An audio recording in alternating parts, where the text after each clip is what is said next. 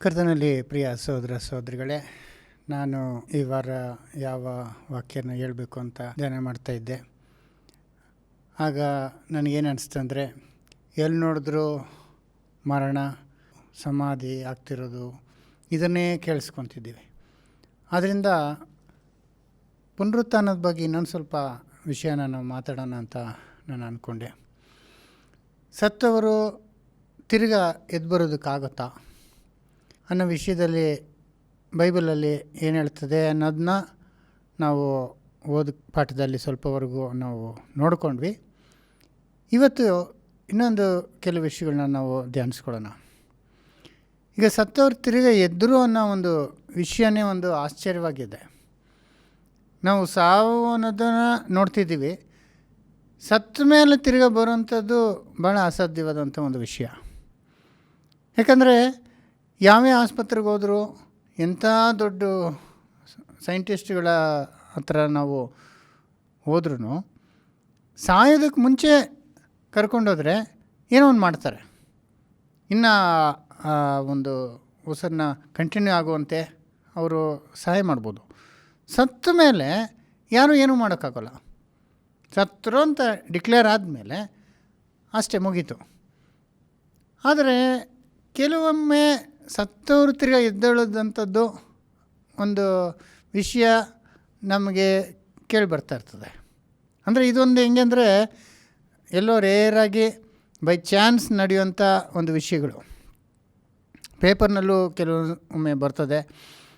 ಈಗ ಯಾರೋ ಸತ್ತೋಗಿದ್ರು, ಆಮೇಲೆ ನೆಕ್ಸ್ಟ್ ಡೇ ಎದ್ದು ಬಂದರು, ಇಲ್ಲ ಕೆಲವು ಗಂಟೆಗಳ ಸಮಯ, ಇಲ್ಲ 2-3 ದಿನದ ನಂತರ ಅವರು ಎದ್ದು ಬಂದರು. ಕೆಲವರು ಉಣಲ್ಪಟ್ಟವರು ಏನಾಗ್ಬಿಟ್ರು, ಆವಾಗ ಎದ್ದರು. ಕೆಲವರು ಅವನ್ನ ಸಮಾಧಿಗೆ ಎತ್ಕೊಂಡು ಹೋಗುವಾಗ ಎದ್ದುಬಿಟ್ರು ಅಂತ ಇದೆಲ್ಲ ನಾವು ಒಂದು ನೋಡ್ತಾ ಇರ್ತೀವಿ, ನ್ಯೂಸ್ಗಳನ್ನ ಕೇಳಿಸ್ಕೊತಾ ಇರ್ತೀವಿ. ಮಾತ್ರ ಅಲ್ಲ, ಕೆಲವರು ಅವರೇ ಸತ್ತು ಎದ್ದು ಬಂದೆ ಅಂತ ಕೂಡ ಹೇಳ್ತಾ ಇರ್ತಾರೆ. ನಾನು ಸತ್ತೋಗ್ಬಿಟ್ಟೆ, ಆಮೇಲೆ ಎದ್ದು ಬಂದೆ, ಸತ್ತಾಗ ನಾನು ಪರಲೋಕಕ್ಕೆ ಹೋದೆ, ನರಕಕ್ಕೆ ಹೋದೆ ಅಂತ ಕೂಡ ಹೇಳ್ತಾ ಇರ್ತಾರೆ. ಅದು ಮಾತ್ರ ಅಲ್ಲ, ಕೆಲವರು ನಾನು ಸತ್ತವ್ರನ್ನ ಎಬ್ಸಿದ್ದೀನಿ ಅಂತ ಕೂಡ ಹೇಳ್ತಾರೆ. ಇವರೊಬ್ಬರು ಸತ್ತೋಗಿದ್ರು, ನಾನು ಪ್ರಾರ್ಥನೆ ಮಾಡಿ ಅವ್ರನ್ನ ಎಬ್ಬಿಸ್ಬಿಟ್ಟೆ ಅಂತ ಕೂಡ ಹೇಳೋರಿದ್ದಾರೆ. ಸೊ ಇದೆಲ್ಲ ನಾವು ಎಷ್ಟುವರೆಗೂ ನಂಬೋಕ್ಕಾಗತ್ತೆ ಅನ್ನೋದೇ ಒಂದು ಪ್ರಶ್ನೆ ಆಗಿದೆ. ಯಾಕಂದರೆ ನಾವು ನ್ಯೂಸ್ ಪೇಪರಲ್ಲಿ ನೋಡೋಂಥ ಕೆಲವು ವಿಷಯಗಳು ಕೂಡ ನಡೆದಂಥ ವಿಷಯಗಳಂತ ಅನ್ನಿಸ್ಬೋದು, ಕೆಲವರು ಅನೇಕರು ಹೇಳ್ಬೋದು. ಆದರೆ ಅದನ್ನು ನಾವು ಹಂಗೆ ನಂಬೋದಕ್ಕೂ ಆಗೋದಿಲ್ಲ. ಕೆಲವೊಂದು ವಿಷಯಗಳಲ್ಲಿ ಅದು ಬೈ ಚಾನ್ಸು ಮಿಸ್ಟೇಕಾಗಿ ಅವ್ರು ಸತ್ತಿಲ್ದಿರೋರನ್ನ ಸತ್ತರು ಅನ್ನೋ ಒಂದು ಭಾವಿಸಿ ಅವ್ರು ಎದ್ಬಿಟ್ರು ಅನ್ನೋ ಒಂದು ವಿಷಯಗಳು ಕೂಡ ಆಮೇಲೆ ನಮ್ಗೆ ಗೊತ್ತಾಗ್ತದೆ. ಕೆಲವು ಒಂದು ರೀಸೆಂಟಾಗಿ ಕೂಡ ಆಯಿತು, ಒಬ್ಬನ್ನ ಮಾರ್ಚರಲ್ಲಿ ಇಟ್ಬಿಟ್ಟಿದ್ರಂತೆ, ಸತ್ತೋದ ಅಂತ ಡಿಕ್ಲೇರ್ ಮಾಡಿ. ಡಾಕ್ಟ್ರು ಬರೆದು ಬಿಟ್ರಂತೆ ಸತ್ತರು ಅಂತ ಡಿಕ್ಲೇರ್ಡ್ ಅಂತ. ಆದರೆ ಅವನಲ್ಲಿ ಅಲ್ಲಾಡ್ತಿದ್ದ, ಆಗ ನೆಂಟರೆಲ್ಲ ಬಂದು ಅಲ್ಲಿ ದೊಡ್ಡ ಗಲಾಟೆನೇ ಮಾಡಿಬಿಟ್ರು. ಆಮೇಲೆ ಒಂದು ತಿರ್ಗ ಅವನು ಸತ್ತೇ ಇದ್ದಾನೆ ಅಂತ ಡಿಕ್ಲೇರ್ ಆಯಿತು. ಅಂದರೆ ಆ ಬಾಡಿ ಸ್ವಲ್ಪ ಆ ಮಾರ್ಚರಿಲಿ ಇಡುವಾಗ ಸ್ವಲ್ಪ ಮೂಮೆಂಟ್ ಆಗುತ್ತೆ. ಸತ್ತ ಮೇಲೆ ಕೂಡ ಶವದಲ್ಲಿ ಬೇರೆ ಬೇರೆ ರಿಯಾಕ್ಷನ್ ಆಗ್ತಾ ಇರ್ತದೆ, ಬ್ಲಡ್ ಕ್ಲಾಟಿಂಗ್ ಆಗ್ತಾ ಇರ್ತದೆ, ಅದು ಊದ್ಕೊತಿರ್ತದೆ, ಮತ್ತು ಅದು ಸ್ಟಿಫ್ ಆಗುತ್ತೆ, ಮತ್ತು ಅದು ತಿರ್ಗಾ ನಾರ್ಮಲ್ ಆಗುತ್ತೆ. ಇದೆಲ್ಲ ಕೆಲವೊಂದು ಆ್ಯಕ್ಟಿವಿಟೀಸು, ಅಂದರೆ ಶರೀರ ಅದು ಡಿಕೆ ಆಗ್ತಾ ಇರುವಾಗ ಕೆಲವು ಮೂಮೆಂಟ್ಸು, ಸಮ್ಟೈಮ್ಸ್ ಸೌಂಡ್ ಕೂಡ ಬರ್ಬೋದು. ಇದನ್ನು ನೋಡಿ ಕೆಲವರು ಸತ್ತವರು ಎದ್ದರು ಅಂತ ಕೂಡ ಅಂದ್ಕೊಂಬಿಡ್ಬೋದು. ಇದೆಲ್ಲ ಕೂಡ ಬೈ ಮಿಸ್ಟೇಕ್ ಆಗುವಂಥ ಅನೇಕ ಘಟನೆಗಳು ಕೂಡ ನಮಗೆ ಗೊತ್ತಾಗ್ತದೆ. ಆದರೆ ಕೆಲವೊಂದು ಸುದ್ದಿಗಳು ಕೇಳಿಸ್ಕೊಳ್ತೀವಿ, ಅವನು ಸಮಾಧಾಗಿ ಊತಾಕ್ಬಿಟ್ಟಿದ್ರು, ಆಮೇಲೆ ಅಲ್ಲಿಂದ ಶಬ್ದ ಕೇಳಿಸೋ ಅವನು ಎತ್ತಂದರೆ ಅವನು ಸತ್ತಿಲ್ದಿರೋ ಅವನ್ನ ಮಿಸ್ಟೇಕ್ ಮಾಡಿ ಊತಾಕಿರ್ಬೋದು ಅಂತ ಕೂಡ ನಾವು ತಿಳ್ಕೊಳ್ಬೋದು. ಆದರೆ ಸತ್ಯ ವೇದದಲ್ಲಿ, ದೇವರ ವಾಕ್ಯದಲ್ಲೇ ಬರೆಯಲ್ಪಟ್ಟಿದೆ ಅಂದರೆ ಅದು ಖಂಡಿತ ಅದು ನಿಜ ಆಗಿರಬೇಕು.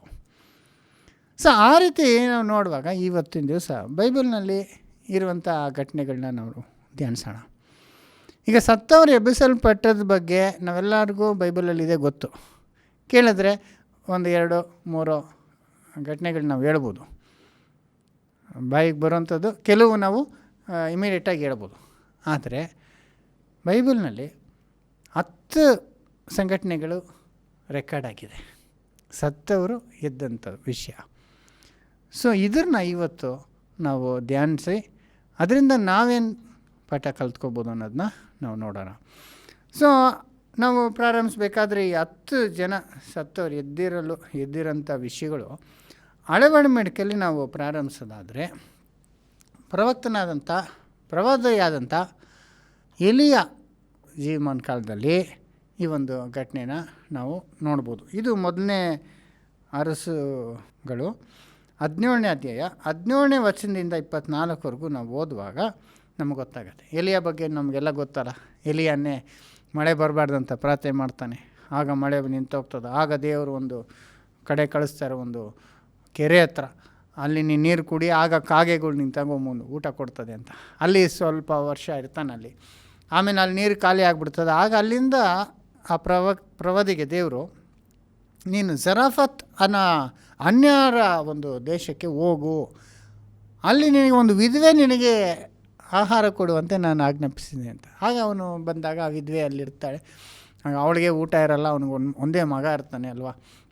ಸೊ ಅವನು ಹೋಗಿ ನೀರು ಕೊಡು ಅಂತಾನೆ, ಆಮೇಲೆ ಏನನ್ನ ತಿನ್ನೋ ಕೊಡು ಅಂತಾನೆ. ಆಗ ಅವಳಿಗೆ ಹೇಳೋಂಥ ವಿಷಯ.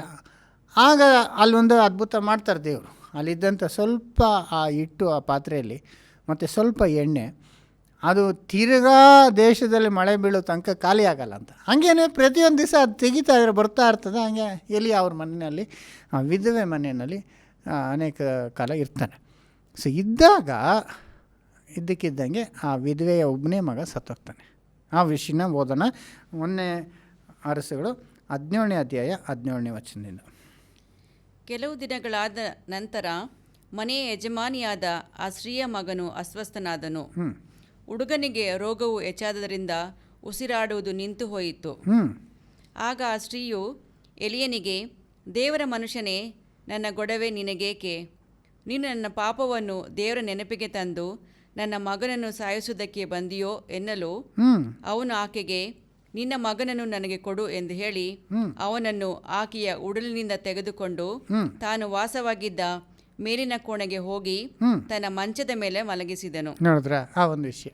ಅವಳಿಗೆ ಬೇಜಾರಾಗ್ಬಿಟ್ಟು, ನೀನು ದೇವರ ಮನುಷ್ಯ ಬಂದು ನನ್ನ ಪಾಪನ ಜ್ಞಾಪಕ ಮಾಡೋಕ್ಕೆ ಬಂದ, ಈಗ ಹಿಂಗಾಗೋಯ್ತು ಅಂದರೆ ನೀನು ನಮ್ಮ ಮನೆಗೆ ಬಂದಿದ್ದರಿಂದ ಇವನು ಸತ್ತೋದ ಅನ್ನೋ ರೀತಿಯಲ್ಲಿ ಹೇಳ್ತಾಳೆ. ದೇವರು ನನ್ನ ಪಾಪ ಜ್ಞಾಪಿಸ್ಕೊಂಡು ನನಗೆ ಶಾಪ ಕೊಟ್ಬಿಟ್ರು ಅಂತ. ಆ್ಯಕ್ಚುಲಿ ಎಲಿಯ ಇದ್ದಿದ್ರು ಅವಳು ಸಾಯ್ತಾ ಇದ್ಲು. ಯಾಕಂದರೆ ಅವಳು ಹೇಳ್ತಾಳಲ್ಲ, ಇದ್ದಿದ್ದು ಸ್ವಲ್ಪ ಇಷ್ಟು ಇಟ್ಟಿದೆ, ಇಷ್ಟು ಎಣ್ಣೆ ಇದೆ, ಅದರಲ್ಲಿ ನಾವು ರೊಟ್ಟಿ ಮಾಡ್ಕೊಂಡು ತಿಂದ್ಬಿಟ್ಟು ಸಾಯೋಣ ಅಂತ ಇದ್ದೀವಿ ಅಂದು. ಆಲ್ರೆಡಿ ಅವ್ರ ಪರಿಸ್ಥಿತಿ ಹಂಗಿತ್ತು. ಆದರೆ ಈಗೇನು ಹೇಳ್ತಿದ್ದಾಳೆ, ನೀವು ಬಂದಿದ್ದರಿಂದ ನೋಡು ನನಗೆ ಹಿಂಗಾಯ್ತು ಅಂತ ಹೇಳ್ಬಿಡ್ತಾಳೆ. ಆಗ ಎಲಿಯ ಅಂದ್ಬಿಟ್ಟು ಆ ಮಗುನ ಎತ್ಕೊಂಡೋಗಿ ಆ ರೂಮ್ನಲ್ಲಿ ಬಾಗಿಲು ಹಾಕ್ಕೊಂಡು ಪ್ರಾರ್ಥನೆ ಮಾಡ್ತಾನೆ. ನೋಡಿ ಆಮೇಲೆ, ಅನಂತರ ಅವನು ಯೆಹೋವನಿಗೆ, ನನ್ನ ದೇವರಾದ ಯೆಹೋವನೇ, ನನಗೆ ಸ್ಥಳ ಕೊಟ್ಟ ಈ ವಿಧಿಯ ಮಗನನ್ನು ನೀನು ಸಾಯಿಸಿ ಆಕೆಗೂ ಕೇಡವನ್ನು ಉಂಟು ಮಾಡಿದ್ದೇನು ಎಂದು ಹೇಳಿ. ನೋಡಿ, ಎಲಿಯ ಕೂಡ ಅದೇ ಥರ ಪ್ರಾರ್ಥನೆ ಮಾಡ್ತಾರೆ. ದೇವರೇ, ನೀನು ನನಗೆ ವಿಧವೆ ಸಹಾಯ ಮಾಡ್ತಿದ್ರೆ ಅವನ್ನ ಸಾಯಿಸ್ಬಿಟ್ಟು ನನಗೆ ಅವಳಿಗೆ ಕೇಡು ಯಾಕೆ ತಂದೆ ಅಂದ್ಬಿಟ್ಟು. ಅಂದರೆ ದೇವರು ಅಲ್ಲಿ ಬೇಕಂತ ಏನು ಮಾಡ್ದಂಗೆ ಸಾಯಿಸ್ದಂಗೆ ಅಂತ ಹೇಳ್ತಾರೆ. ಅವನಿಗೇನೋ ಕಾಯಿಲೆ ಬಂತು, ಸತ್ತ. ಸಮ್ಟೈಮ್ಸ್ ಹಂಗೇ ಅನೇಕರು ಏನಾನ ಆದರೆ ದೇವರೇ ಏನಕ್ಕೆ ಮಾಡಿಬಿಟ್ರು ಅಂದ್ಬಿಡ್ತಾರೆ, ದೇವ್ರ ಮೇಲೆ ಹಾಕ್ಬಿಡ್ತಾರೆ, ದೇವ್ರ ಕಣ್ಣಿಲ್ವಾ ಅಂದ್ಬಿಡ್ತಾರೆ ಅಲ್ವರಾ.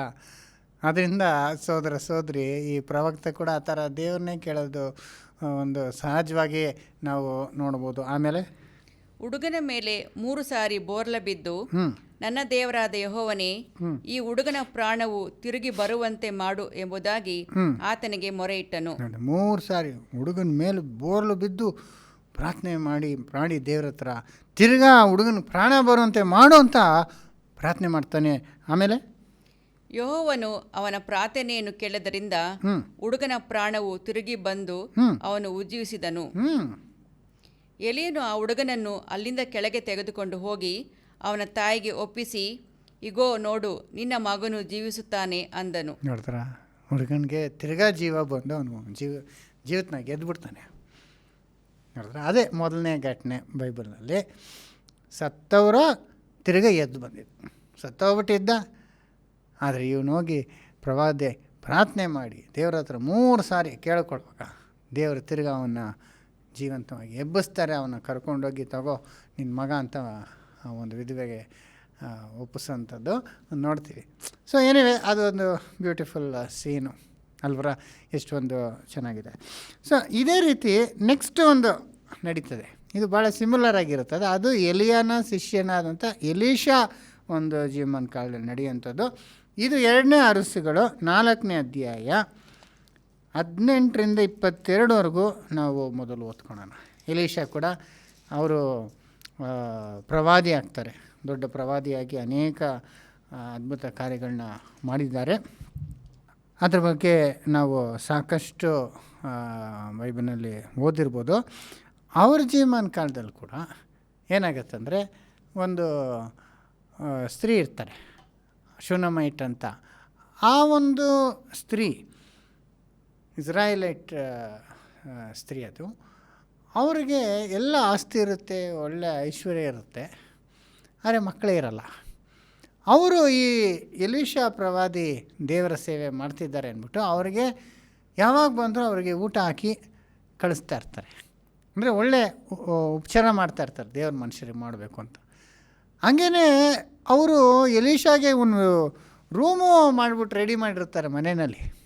ರೂಮ್ ರೆಡಿ ಮಾಡಿ ಅವ್ರ ಗಂಡನಿಗೆ ಹೇಳಿ ರೂಮ್ ರೆಡಿ ಮಾಡಿ, ಇವರು ಈ ಥರ ಈ ಕಡೆ ಹೋಗುವಾಗೆಲ್ಲ ಅವ್ರು ಇದ್ದು 1-2 ದಿವಸ ರೆಸ್ಟ್ ತಗೊಂಡು ಹೋಗುವಂತೆ ಅವ್ರು ಅಷ್ಟು ಒಳ್ಳೇದು ಮಾಡಿರ್ತಾರೆ ಈ ಪ್ರವಾದಿಗೆ. ಆಗ ಪ್ರವಾದಿ ತನ್ನ ಸೇವಕನು ಬಂದು ಆ ಕಡೆ ಹೋಗುವಾಗ ಅಲ್ಲಿ ಇದ್ದು ಅವ್ರ ಮನೇಲಿ 1 ದಿವಸ 2 ದಿವಸ ಇದ್ದು ಅವರು ಪ್ರಯಾಣ ಮುಂದುವರ್ಸೋಂಥ ಒಂದು ರೀತಿಯಲ್ಲಿತ್ತು. ಆಗ ಒಂದು ದಿವಸ ಎಲಿಯ ಅವರಿಗೆ, ನಿನಗೇನು ಕಮ್ಮಿ ಆಗಿದೆ, ನಿನಗೇನು ಬೇಕು ಹೇಳು, ನಾನು ದೇವ್ರ ಹತ್ರ ಪ್ರಾರ್ಥನೆ ಮಾಡ್ತೀನಿ ಅಂತ ಹೇಳಿದಾಗ ಯಮ್ಮ ಏನು ಹೇಳಲ್ಲ, ಯಾಕಂದರೆ ಅವ್ರಿಗೆಲ್ಲ ಇರ್ತದೆ. ಆಗ ಅವನ ಕೆಲಸದವ್ರು ಹೇಳ್ತಾರೆ, ಈ ಒಂದು ಸೋದರಿಗೆ ಮಕ್ಕಳಿಲ್ಲ ಅಂತ. ಆಗ ಎಲಿಯ ಇಮಿಡಿಯೇಟಾಗಿ ಹೇಳ್ಬಿಡ್ತಾರೆ, ಬರೋ ವರ್ಷ ನಾನು ಬರುವಾಗ ನಿನಗೆ ಮಗು ಆಗಿಬಿಡ್ತದೆ ಅಂತ. ಅದೇ ಥರ ಒಂದು ಮಗ ಹುಟ್ಟುಬಿಡ್ತಾನೆ ನೋಡಿ. ಒಂದು ಮಗ ಹುಟ್ಟಿದ್ಮೇಲೆ ಅವರು ಎಷ್ಟೋ ಸಂತೋಷವಾಗಿರ್ತಾರೆ. ಆಗ ಅವ್ರ ಮನೆಯಲ್ಲಿ ಇದು ನಡೀತದೆ ನೋಡಿ. 2ನೇ ಅರಸುಗಳು 4ನೇ ಅಧ್ಯಾಯ 18ರಿಂದ ಓದಿ. ಹುಡುಗನು ದೊಡ್ಡವನಾದ ಮೇಲೆ ಒಂದು ದಿವಸ ಹೊಲದಲ್ಲಿ ಕೊಯ್ಯುವವರ ಸಂಗಡ ಇದ್ದ ತನ್ನ ತಂದೆ ಬಳಿಗೆ ಹೋದನು. ಅಲ್ಲಿದ್ದಾಗ ಅವನು ಪಕ್ಕನೆ, ಅಪ್ಪ ನನ್ನ ತಲೆ ಎಂದು ಕೂಗಲು ತಂದೆಯು ಒಬ್ಬ ಸೇವಕನನ್ನು ಕರೆದು ಅವನಿಗೆ, ಇವನನ್ನು ತಾಯಿಯ ಹತ್ತಿರ ತೆಗೆದುಕೊಂಡು ಹೋಗು ಎಂದು ಆಜ್ಞಾಪಿಸಿದನು. ಸೇವಕನು ಹುಡುಗನನ್ನು ಅವನ ತಾಯಿಗೆ ತಂದೊಪ್ಪಿಸಿದನು. ಹುಡುಗನು ಮಧ್ಯಾಹ್ನದ ವೇಳೆಗೂ ತಾಯಿಯ ತೊಡೆ ಮೇಲೆಯೇ ಇದ್ದುಕೊಂಡು ಅನಂತರ ಸತ್ತನು. ನೋಡಿದ್ರ, ಹುಡುಗ ಏನಾಗ್ಬಿಡ್ತಾನೆ, ಇದ್ದಕ್ಕಿದ್ದಂಗೆ ತಲೆನೋವು ಬಂದ್ಬಿಡ್ತು. ಏನು ಸನ್ ಸ್ಟ್ರೋಕ್ ಆಯಿತೋ ಏನಾಯ್ತೋ ಗೊತ್ತಿಲ್ಲ. ಆಗ ಮನೆಗೆ ಕಳಿಸ್ತಾರೆ. ಮನೆಯಲ್ಲಿ ಅವ್ರ ತಾಯಿ ಮೇಲೆ ಹಂಗೇ ಮಲ್ಕೊಂಡು ಸತ್ತೇ ಹೋಗ್ಬಿಡ್ತಾನೆ ಆ ಹುಡುಗ. ಆವಾಗ ಕೂಡಲೇ ಆಕೆಯು ಅವನನ್ನು ದೇವರ ಮನುಷ್ಯನ ಕೋಣೆಗೆ ತೆಗೆದುಕೊಂಡು ಹೋಗಿ ಅವನ ಮಂಚದ ಮೇಲೆ ಮಲಗಿಸಿ ಬಾಗಿಲು ಮುಚ್ಚಿ ಗಂಡನನ್ನು ಕರೆಸಿ ಅವನಿಗೆ, ದಯವಿಟ್ಟು ನನಗೋಸ್ಕರ ಒಬ್ಬ ಸೇವಕನನ್ನು ಒಂದು ಕತ್ತೆಯನ್ನು ಕಳುಹಿಸು, ನಾನು ಬೇಗನೆ ದೇವರ ಮನುಷ್ಯನ ಬಳಿಗೆ ಹೋಗಿ ಬರುತ್ತೇನೆ ಎಂದು ಹೇಳಿದಳು. ನೋಡಿದ್ರ, ಮಗ ಸತ್ತೋಗ್ಬಿಟ್ಟಿರ್ತಾನೆ. ಅವಳು ಏನು ಮಾಡ್ತಾಳೆ ಆ ಸ್ತ್ರೀ, ಅವನಿಗೆ ಅಂತ ಒಂದು ಕೋಣೆ ರೆಡಿ ಮಾಡಿದ್ರಲ್ಲ ದೇವರ ಪ್ರವಾದಿಗೆ, ಅಲ್ಲಿ ಮಲಗಿಸ್ಬಿಟ್ಟು ಬಾಗಿಲು ಹಾಕ್ಕೊಂಡು ಆ ಗಂಡನಿಗೆ ಹೇಳಿ ಒಂದು ಕತ್ತೆಯನ್ನು ಈಸ್ಕೊಂಡು ಒಂದು ಸೇವಕನ ಕರ್ಕೊಂಡು ಹೊರಟೇ ಬಿಡ್ತಾಳೆ ಆ ಪ್ರವಾದಿ ನೋಡ್ಕೊಂಡು.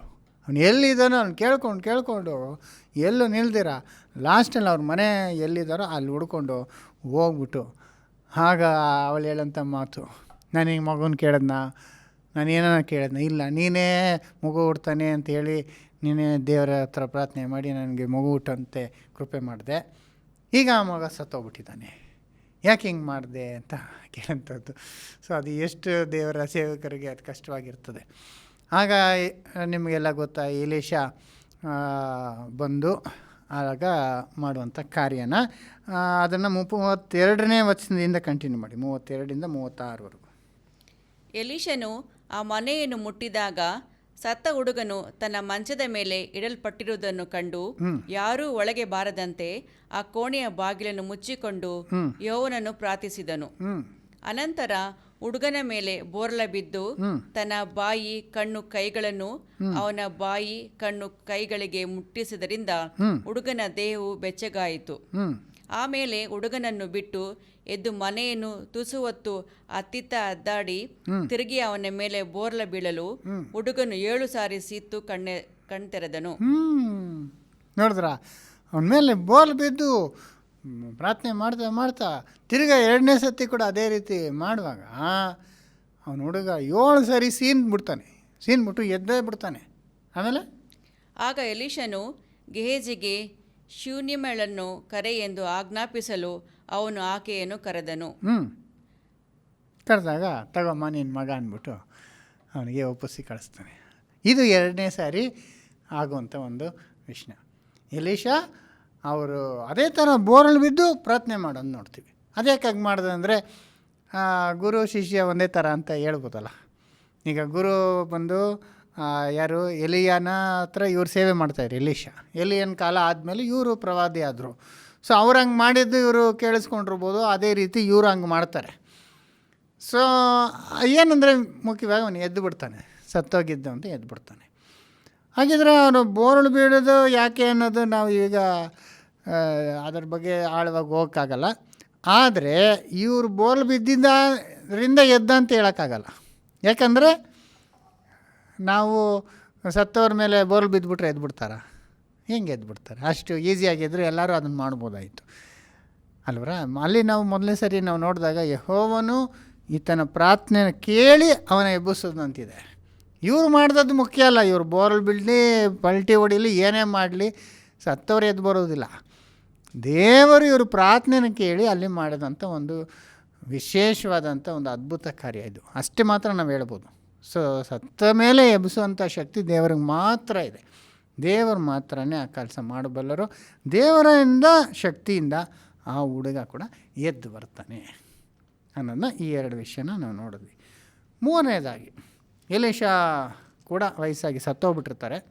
ಆಗ ಮೋವಾಬ್ಯರು ಇಸ್ರಾಯೇಲ್ ಮೇಲೆ ಬಂದು ಧ್ವಂಸ ಮಾಡ್ತಾ ಇರ್ತಾರೆ. ಆಗಾಗ ಬಂದು ಅಟ್ಯಾಕ್ ಮಾಡೋದು. ಮೋವಾಬ್ಯರು ಇಸ್ರಾಯೇಲ್ಗೆ ಶತ್ರುಗಳು. ಆಗ ಒಂದು ಘಟನೆ ಏನಾಗುತ್ತೆ ಅಂದರೆ, ಒಬ್ಬ ಯಾರು ಸತ್ತೋಗಿರ್ತಾನೆ, ಅವನ್ನ ಊತ ಹಾಕೋದಕ್ಕೆ ಅಂತ ಎತ್ಕೊಂಡು ಹೋಗ್ತಾ ಇರ್ತಾರೆ. ಊತ ಹಾಕೋದಂದರೆ ಅಲ್ಲಿ ಇಸ್ರಾಯೇಲಲ್ಲಿ ಕಲ್ಲಿನಲ್ಲಿ ಒಂದು ಗುಹೆ ಥರ ಮಾಡಿ ಅದರಲ್ಲಿ ಇಟ್ಬಿಟ್ಟು ಕಲ್ಲು ಅಡ್ಡ ಮುಚ್ಚಿಬಿಡೋರು. ಬಂಡೆನಲ್ಲಿ ಕೆತ್ತಿಬಿಟ್ಟು ಒಂದು ಇಟ್ಬಿಟ್ಟು ಹೆಣನ ಅಲ್ಲಿ ಮುಚ್ಚಿಬಿಡೋರು. ಹಂಗೆ ಮಾಡ್ತಿದ್ರು. ಹಾಗೆ ಎತ್ಕೊಂಡು ಹೋಗ್ತಿದ್ದಾಗ ಸಡನ್ನಾಗಿ ಮೋವಾಬ್ಯರು ಬರ್ತಿದ್ದಾರೆ ಅಂತ ಇವ್ರಿಗೆ ಸುದ್ದಿ ಬಂದಾಗ ಅರ್ಜೆಂಟಾಗಿ ಅಲ್ಲಿ ಯಾವುದೋ ಇರೋಂಥ ಸಮಾಧಿ ಇದ್ದು ಕಲ್ಲು ತೆಗೆದು ಈ ಒಂದು ಶವನ ಒಳಗೆ ಹಂಗೆ ಬಿಸಾಕ್ತಾರೆ, ಬೇಗ ಹೋಗ್ಬಿಡೋಣ ಅಂತ. ಆಗ ಅದು ಯಾವುದಂದರೆ ಅದು ಎಲೀಷಾನ ಸಮಾಧಿ. ಪ್ರವಾದಿ ಅಂತ ಎಲೀಷಾ ಸತ್ತಿದ್ದಂಥ ಒಂದು ಸಮಾಧಿನ ಇವರು ಅರ್ಜೆಂಟಾಗಿ ತೆಗೆದು ಆ ಸಮಾಧಿಲಿ ಹಾಕುವಾಗ ಆ ಸತ್ತಂಥ ಶವ ಆ ಎಲೀಷನ ಆ ಎಮುಕೆಯನ್ನು ತಾಕಿದ್ದೆ ಅವನು ಎದ್ದು ಬಿಡ್ತಾನೆ. ಇದು ಎಷ್ಟು ಆಶ್ಚರ್ಯವಾಗಿದೆ ನೋಡ್ರಿ. ಇದನ್ನು 2ನೇ ಅರಸುಗಳು 13ನೇ ಅಧ್ಯಾಯ 20-21 ಓದೋಣ. 13, 20-21. ಎಲೀಷನು ಮೃತಿ ಹೊಂದಲು ಅವನ ಶವವನ್ನು ಸಮಾಧಿ ಮಾಡಿದರು. ಮೊಹಾಬ್ಯರು ಪ್ರತಿ ವರ್ಷದ ಪ್ರಾರಂಭದಲ್ಲಿ ಸುಲಿಗೆ ಮಾಡೋದಕ್ಕೋಸ್ಕರ ಗುಂಪಾಗಿ ಬರುತ್ತಿದ್ದರು. ಒಂದು ದಿವಸ ಜನರು ಒಬ್ಬ ಸತ್ತವನನ್ನು ಸಮಾಧಿ ಮಾಡುವುದಕ್ಕೆ ಹೋದಾಗ ಮೊಹಾಬ್ಯರ ಗುಂಪು ಬರುತ್ತಿರುವುದನ್ನು ಕಂಡು ಶವವನ್ನು ಎಲೀಷನ ಸಮಾಧಿಯಲ್ಲಿ ಬಿಸಾಡಿ ಓಡಿ ಹೋದರು. ಸತ್ತ ಮನುಷ್ಯನು ಎಲೀಷನ ಎಲುಬುಗಳಿಗೆ ತಗುಲಿದ್ದ ಕೂಡಲೇ ಉಜ್ಜೀವಿಸಿ ಎದ್ದು ನಿಂತನು. ನೋಡ್ರಿ ಹೆಂಗಿದೆ ನೋಡ್ರಿ, ನೋಡಿದ್ರಾ? ಅದರಿಂದ ಇದೊಂದು ಅದ್ಭುತ. ಸತ್ತವನು ಸಮಾಧಿ ಮಾಡೋಕ್ಕೆ ತಗೊಂಡೋಗ್ತಾಯಿದ್ರು. ಅವನ್ನ ಬಿಸಾಕ್ಬಿಟ್ಟು ಓಡೋಗುವಾಗ ಅವನು ಸತ್ತವನು ಎದ್ಬಿಡ್ತಾನೆ. ಇದು ಹೆಂಗೆ ಆಶ್ಚರ್ಯ ನೋಡಿ. ಇವರು ಬೇಗ ಬಿಸಾಕ್ಬಿಟ್ಟು ಓಡ್ತಾ ಇದ್ದಾರೆ, ಅವನು ಸತ್ತವನು ಎದ್ಬಿಟ್ಟು ಇವರಿಂದ ಓಡ್ತಾ ಇದ್ದಾನೆ. ಅವ್ರು ಇನ್ನೂ ಇಷ್ಟು ಬೇಗ ಓಡಿರ್ಬೇಕು ಮನೆಗೆ ಅಲ್ಲವ್ರು. ಆಮೇಲೆ ಅವ್ರು ತಿಳ್ಕೊಂಡಿರ್ಬೇಕು ಇದು ಆಗಿದೆ ಅದ್ಭುತ, ಎಲೀಷಾ ಪ್ರವಾದಿಯ ಒಂದು ಎಲುಬುಗಳು ತಾಕಿದ್ದು ಇವನು ಎದ್ಬಿಟ್ಟನಲ್ಲ ಅಂತ. ಇದು ಭಾಳ ಒಂದು ಅದ್ಭುತವಾಗಿದೆ. ಆದರೆ ಇಲ್ಲೇನು ತಿಳ್ಕೊಬೇಕು ನಾವಂದರೆ, ಸತ್ತಂಥ ಎಲೀಷಾ ಆತನ ಎಲುಬುಗಳಲ್ಲಿ ಇದ್ದಂಥ ಮಹಿಮೆಯಿಂದ ಇವನು ಸತ್ತವನು ಎದ್ದೊಳ್ಳಿಲ್ಲ. ಯಾಕೆಂದರೆ ಈಗ ಸತ್ತವ್ರನ್ನ ಎಬ್ಸೋದಕ್ಕೆ ಎಲಿಯ ಕೈನಲ್ಲಿ ಆಗೋದಿಲ್ಲ. ಅವ್ನು ಬದುಕಿರುವಾಗಲೇ ಆಗಲಿಲ್ಲ. ಅವ್ನು ಬಂದು ಪ್ರಾರ್ಥನೆ ಮಾಡಿದ್ರೆ ದೇವರು ಸತ್ತವ್ರನ್ನ ಎಬ್ಬಿಸ್ಬೇಕು ಹೊರತು, ಎಂಥ ಒಳ್ಳೆಯ ದೇವರ ಭಕ್ತನಾಗಿದ್ದರು ಆತನು ಒಂದು ಮನುಷ್ಯ ಅಷ್ಟೇ. ಅವನಿಗೆ ಬೇರೆ ಯಾವ ಶಕ್ತಿನೂ ಇರಲ್ಲ, ಎಲ್ಲರಿಗಿರೋಂಥ ಶಕ್ತಿನೇ ಅವನಿಗೆ ಇರ್ತದೆ ಹೊತ್ತು ಹೆಚ್ಚಾದ ಶಕ್ತಿ ಇರಲ್ಲ. ಅದು ದೇವರು ಆತನ ಮುಖಾಂತರ ಮಾಡಬೇಕಾದ ಕಾರ್ಯಗಳು. ಆಗ ಸತ್ತ ಮೇಲೆ ಹೆಂಗೆ ಮಾಡೋಕ್ಕಾಗತ್ತೆ? ಬೈಬಲ್ನಲ್ಲಿ ನಾವು ಕ್ಲಿಯರಾಗಿ ನೋಡ್ತೀವಿ, ಸತ್ತಂಥವ್ರು ಏನೂ ಮಾಡೋದಕ್ಕಾಗಲ್ಲ, ಒಳ್ಳೆಯದು ಮಾಡೋಕ್ಕಾಗಲ್ಲ, ಕೆಟ್ಟದ್ದು ಮಾಡೋಕ್ಕಾಗಲ್ಲ. ಅವ್ರಿಗೆ ಯಾವ ಶಕ್ತಿ ಇಲ್ಲ, ಸತ್ತ ಮೇಲೆ ಅವನು ಏನೂ ಮಾಡೋಕ್ಕಾಗಲ್ಲ. ಹಂಗಿರುವಾಗ ಇದು ಹೆಂಗೆ ಅವರು ಮಾಡಿದ್ರಂದ್ರೆ ಅದು ಅವರು ಮಾಡಿದ್ದಲ್ಲ, ಇದು ದೇವರು ಆ ಥರ ಮಾಡ್ತಿದ್ದಾರೆ. ಯಾಕೆ ಮಾಡ್ತಿದ್ದಾರೆ ಅಂದರೆ, ಎಲೀಷಾ ಪ್ರವಾದಿ ಸತ್ತು ಎಲುಬುಗಳಾಗಿ ಅವನು ಓದಿದ್ರು, ಎಲೀಷನ ದೇವರಾದ ಯೆಹೋವನು ಇನ್ನೂ ಬದುಕಿದ್ದಾನೆ ಅನ್ನೋ ವಿಷಯನ ಇಸ್ರಾಯೇಲ್ ಜನಗಳಿಗೆ ಜ್ಞಾಪಕ ಮಾಡೋದಕ್ಕಾಗಿ ದೇವ್ರಿಗೆ ಮಾಡ್ತಾರೆ. ಆಗ ಎಲೀಷಾ ಹೇಳ್ದಂಥ ದೇವರು ಇನ್ನೂ ಬದುಕಿದ್ದಾರೆ. ಎಲೀಷಾ ಹೋದರೂ ಹೋಗಲಿ, ಅರೆ ನಮ್ಮ ದೇವರು ಇದ್ದಾರಲ್ಲ ಅನ್ನೋ ಒಂದು ನಂಬಿಕೆ ಬರಲಿ ಅಂದ್ಬಿಟ್ಟು ಈ ರೀತಿ ಮಾಡೋದನ್ನ ನಾವು ನೋಡ್ತೀವಿ ಅಲ್ವರ. ಅದರಿಂದ ಇದೆಲ್ಲ ಮಾಡೋದೆಲ್ಲ ಒಂದು ಪರ್ಟಿಕ್ಯುಲರಾಗಿ ದೇವರು ಸೆಲೆಕ್ಟ್ ಮಾಡಿದ್ದಾರೆ. ಆ ಮೊದಲನೇ ನೋಡಿ, ಜರಾಫತ್ ಅನ್ನೋ ಊರಿನಲ್ಲಿ ಅನ್ಯರ ದೇಶದಲ್ಲಿ ಆ ಒಂದು ವಿಧವೆಯ ಮಗನ ಎಬ್ಬಿಸುವಾಗ ಅಲ್ಲೇನು ಪೂರ್ವ ಆಗುತ್ತೆ, ಯೆಹೋವ ದೇವರು ಇಸ್ರಾಯೇಲಿಗೆ ಮಾತ್ರ ದೇವರಲ್ಲ, ಎಲ್ಲ ಸರ್ವಲೋಕಕ್ಕೂ ದೇವರು ಅನ್ನೋದು ಅಲ್ಲಿ ಗೊತ್ತು ಮಾಡೋದಕ್ಕಾಗಿ ಅಲ್ಲಿ ಮಾಡಿದ್ದಾರೆ ಆ ಒಂದು ವಿಷಯ ಅಲ್ವರ. ಆದ್ದರಿಂದ ಎಲೀಷನ ಎಬ್ಬಿಸಿದ್ರಲ್ಲಿ ಕೂಡ ನಾವು ಅದನ್ನೇ ನಾವು ತಿಳ್ಕೊಬೋದು. ದೇವರ ಮಹತ್ವ ಎಂಥದ್ದು, ದೇವರ ಮಹಿಮೆ ಎಂಥದ್ದು, ದೇವರ ಮಕ್ಕಳಿಗೆ ಸಹಾಯ ಮಾಡುವಾಗ ದೇವರು ಏನೆಲ್ಲ ಮಾಡ್ಬೋದು, ಏನೆಲ್ಲ ಮಾಡೋ ಶಕ್ತನು ಅನ್ನೋದು ಜನಗಳಿಗೆ ತಿಳಿಯುವಂತೆ. ಆದರೆ ಪ್ರವಾದಿಗಳ ಮೇಲಲ್ಲ, ಪ್ರವಾದಿಗಳು ಹೇಳುವಂಥ ದೇವರ ಮೇಲೆ ಭಕ್ತಿ ಬರುವಂತೆ ದೇವರು ಇಲ್ಲಿ ಈ ಕಾರ್ಯಗಳನ್ನ ಮಾಡಿ ಬರೋದನ್ನ ನಾವು ನೋಡ್ಕೊಳ್ಬೋದು. ಇದಾದ ನಂತರ ಅಷ್ಟೇ ಬೈಬಲ್ನಲ್ಲಿ ಆ 3 ಘಟನೆಗಳು ಮಾತ್ರ ಇರೋದು, ಸತ್ತವರು ಪುನಃ ಎದ್ದು ಬಂದಂಥದ್ದು. ಮತ್ತು ಹೊಸ ಒಡಂಬಡಿಕೆಯಲ್ಲಿ ಬಂದಾಗ ನಮ್ಮ ಕರ್ತನಾದಂಥ ಯೇಸು ಸ್ವಾಮಿಯ ಜೀವಿತದಲ್ಲಿ 3 ಜನನ ಎಬ್ಬಿಸಿದಾಗೆ ನಮ್ಮೆಲ್ಲರಿಗೂ ತಿಳ್ಕೊಂಡಿದ್ದೇವೆ. ಅದರಲ್ಲಿ ಕೂಡ ನಾವು ನೋಡುವಾಗ ಮೊದಲನೇ ಸರಿ ಲೂಕ್ 7ನೇ ಅಧ್ಯಾಯದಲ್ಲಿ ನಾವು 11ರಿಂದ 17ವರೆಗೂ ಓದುವಾಗ ಅಲ್ಲಿ ಕೊಡಲ್ಪಟ್ಟಿದೆ. ಲೂಕ್ 7ನೇ ಅಧ್ಯಾಯ 11ನೇ ವಚನದಿಂದ 17ವರೆಗೂ ಓದೋಣ. ಸ್ವಲ್ಪ ಕಾಲದ ಮೇಲೆ ಆತನು ನಾಯಿನೆಂಬ ಊರಿಗೆ ಹೋದನು. ಆತನ ಜೊತೆಯಲ್ಲಿ ಆತನ ಶಿಷ್ಯರು ಇನ್ನು ಅನೇಕ ಜನರು ಹೋಗುತ್ತಿದ್ದರು. ಆತನು ಹೊರಬಾಗಿಲಿನ ಹತ್ತಿರಕ್ಕೆ ಬಂದಾಗ ಸತ್ತು ಹೋಗಿದ್ದ ಒಬ್ಬನನ್ನು ಹೊರಗೆ ತರುತ್ತಿದ್ದರು. ಇವನು ತನ್ನ ತಾಯಿಗೆ ಒಬ್ಬನೇ ಮಗನು, ಆಕೆಯು ಗಂಡ ಸತ್ತವಳಾಗಿದ್ದಳು. ಆಕೆಯ ಸಂಗಡ ಗ್ರಾಮಸ್ಥರು ಅನೇಕರಿದ್ದರು. ಸ್ವಾಮಿಯು ಆಕೆಯನ್ನು ಕಂಡು ಕನಿಕರಿಸಿ ಅಳಬೇಡ ಎಂದು ಆಕೆಗೆ ಹೇಳಿ ಚಟ್ಟದ ಹತ್ತಿರಕ್ಕೆ ಹೋಗಿ ಅದನ್ನು ಮುಟ್ಟಲು ಹೊತ್ತುಕೊಂಡವರು ನಿಂತರು. ಆಗ ಆತನು, ಯವನಸ್ಥನೇ, ಏಳು ಎಂದು ನಿನಗೆ ಹೇಳುತ್ತೇನೆ ಅಂದನು. ಅನ್ನುತ್ತಲೇ ಸತ್ತಿದವನು ಎದ್ದು ಕೂತುಕೊಂಡು ಮಾತಾಡುವುದಕ್ಕೆ ತೊಡಗಿದನು. ಎಷ್ಟು ಆಶ್ಚರ್ಯವಾಗಿದೆ ನೋಡಿ. ಅಲ್ಲಿ ನಾಯನ್ ಪಟ್ಟಣದಲ್ಲಿ ಸ್ವಾಮಿ ಹೋಗುವಾಗ ಆ ಹುಡುಗ ಸತ್ತೋಗ್ಬಿಟ್ಟಿರ್ತಾನೆ. ಸತ್ತು ಆಗಿ ಅವನ ಮೇಲೆ ಆ ಚಟ್ಟೆ ಮೇಲೆ ಹಾಕಿ ಸಮಾಧಿ ಮಾಡೋದಕ್ಕೆ ಎತ್ಕೊಂಡು ಹೋಗ್ತಾ ಇದ್ದಾರೆ. ಹೋಗುವಾಗ ಯೇಸು ಅದನ್ನು ನಿಲ್ಲಿಸಿ ಅದನ್ನು ಮುಟ್ಟಿ ಎದ್ದೋಳಂದಿದ್ದೆ, ಅವನು ಸತ್ತವನು ಎದ್ದು ಮಾತಾಡೋಕ್ಕೆ ಸ್ಟಾರ್ಟ್ ಮಾಡಿಬಿಡ್ತಾನೆ. ಇಂಥ ಅವರ ಆಶ್ಚರ್ಯ ನೋಡಿ ಅಲ್ವರ. ಸೊ ಇದು ಯೇಸು ಸ್ವಾಮಿ ಮಾಡಿದಂಥ ಅದ್ಭುತ. ಅದರಿಂದ ಅಲ್ಲೆಲ್ಲ ಜನಗಳು ತಿಳ್ಕೊಂಡು ಎಲ್ಲರ ಕಡೆ ಹೇಳಿ ಅದು ಭಾಳ ಯೇಸು ಸ್ವಾಮಿ ಆ ಒಂದು ವಿಷಯದಿಂದ ಜನಗಳಲ್ಲೇ ಅವರು ಹೆಸರುವಾಸಿ ಆದರು ಅಂತ ಕೂಡ ನಾವು ತಿಳ್ಕೊಬೋದು. ಆದ್ದರಿಂದ ಈ ಒಂದು ವಿಷಯದಲ್ಲಿ ಕೂಡ ನಾವು ನೋಡುವಾಗ ಇನ್ನೊಂದು ವಿಶೇಷ ಏನಂದರೆ, ಇಲ್ಲಿವರೆಗೂ 4 ಸತ್ತೋರು ಎದ್ದದನ್ನ ನೋಡಿದ್ದೀವಿ, ದೇವರು ಎಬ್ಸಿರೋದನ್ನ. ಅದರಲ್ಲಿ 3 ಜನ ವಿಧವೆಗಳು, ಆ 3 ಜನಕ್ಕೂ ಒಬ್ಬನೇ ಮಗ. ಹೇಗೆ ಆಶ್ಚರ್ಯ ಇದೆ ನೋಡಿ ಅಲ್ವಾ. ಜರಾಫತ್ತಲ್ಲಿ ಎಲಿಯಾ ಎಬ್ಸಿದಂಥ ಒಂದು ಹುಡುಗ ಕೂಡ ವಿಧವೆ ಮಗ, ಒಬ್ಬನೇ ಮಗ. ಆಮೇಲೆ ಎಲೀಷಾ ಎಬ್ಸಿದಂಥ ಅದು ಹುಡುಗ ಕೂಡ ಒಬ್ಬನೇ ಹುಡುಗ, ಅವನು ಕೂಡ ಅವನು ವಿಧವೆ ಮಗ ಅಲ್ಲ ಅಲ್ವರ. ಜರಾಫತ್ತಲ್ಲಿ ಒಂದು ವಿಧವೆ. ಆಮೇಲೆ ನಾವು 3ನೇದು ಇಸ್ರಾಯೇಲ್ನಲ್ಲಿ ಒಬ್ಬ ಸಮಾಧಿ ಆಗಿದ್ದು, ಅದು ಏನೂ ಇಲ್ಲ ಅದ್ರ ಬಗ್ಗೆ. ಇಲ್ಲಿ 3ನೇದು ನಾವು ನೋಡುವಾಗ ಅವನು ಕೂಡ ವಿಧವೆಯ ಮಗ. ಯೇಸು ಕರುಣಿಸಿ ಇದನ್ನು ಮಾಡ್ತಿದ್ದಾರೆ. ಯಾರು ಸತ್ರೂ ಒಂದು ದುಃಖನೇ ಅಲ್ವರ. ಸತ್ತವ್ರು ಯಾರೇ ಸತ್ತರೂ ದುಃಖನೇ, ಒಂದು ಬೇಜಾರಾದಂಥ ಕಷ್ಟವಾದಂಥ ಒಂದು ವಿಷಯನೇ. ಆದರೆ ಕೆಲವರು ಇನ್ನೂ ಜಾಸ್ತಿ ಕಷ್ಟ ಇರ್ತದೆ ಅಲ್ವರ. ಏನಂದರೆ ವಿಧವೆ ಆಲ್ರೆಡಿ ಗಂಡನ್ನು ಕಳ್ಕೊಂಬಿಟ್ಟಿದ್ದಾಳೆ, ಅದು ಆ ಕಾಲದಲ್ಲಿ ಗಂಡ ಇಲ್ಲ ಅಂದರೆ ಭಾಳ ಕಷ್ಟ. ಮಾತ್ರ ಅಲ್ಲ, ಮಗ ಇದ್ದಾನೆ ಅಂದರೆ, ಒಬ್ಬನೇ ಮಗ ಇದ್ದಾನೆ ಅಂದರೆ ಆ ಮಗ ಆದರೂ ದೊಡ್ಡವನಾದ್ಮೇಲೆ ನಾನು ನೋಡ್ಕೊತಾನೆ, ಮಗನ ಜೊತೆಗಿದ್ದಾನೆ ಅನ್ಬೋದು. ಆ ಮಗನೂ ಸತ್ತೋಗ್ಬಿಟ್ಟ ಅಂದರೆ ಇವಳು ಏನೂ ಮಾಡೋಕ್ಕಾಗಲ್ಲ. ಇವಳು ವಯಸ್ಸಾದಾಗ ಯಾರೂ ನೋಡ್ಕೊಳ್ಳಲ್ಲ, ಇವ್ರನ್ನ ಪೋಷಿಸೋಂಥವ್ರು ಯಾರೂ ಜೊತೆಗಿಲ್ಲ. ಅದು ಭಾಳ ಒಂದು ದುಃಖವಾದಂಥ ಒಂದು ವಿಷಯ ವಿಧವೆ.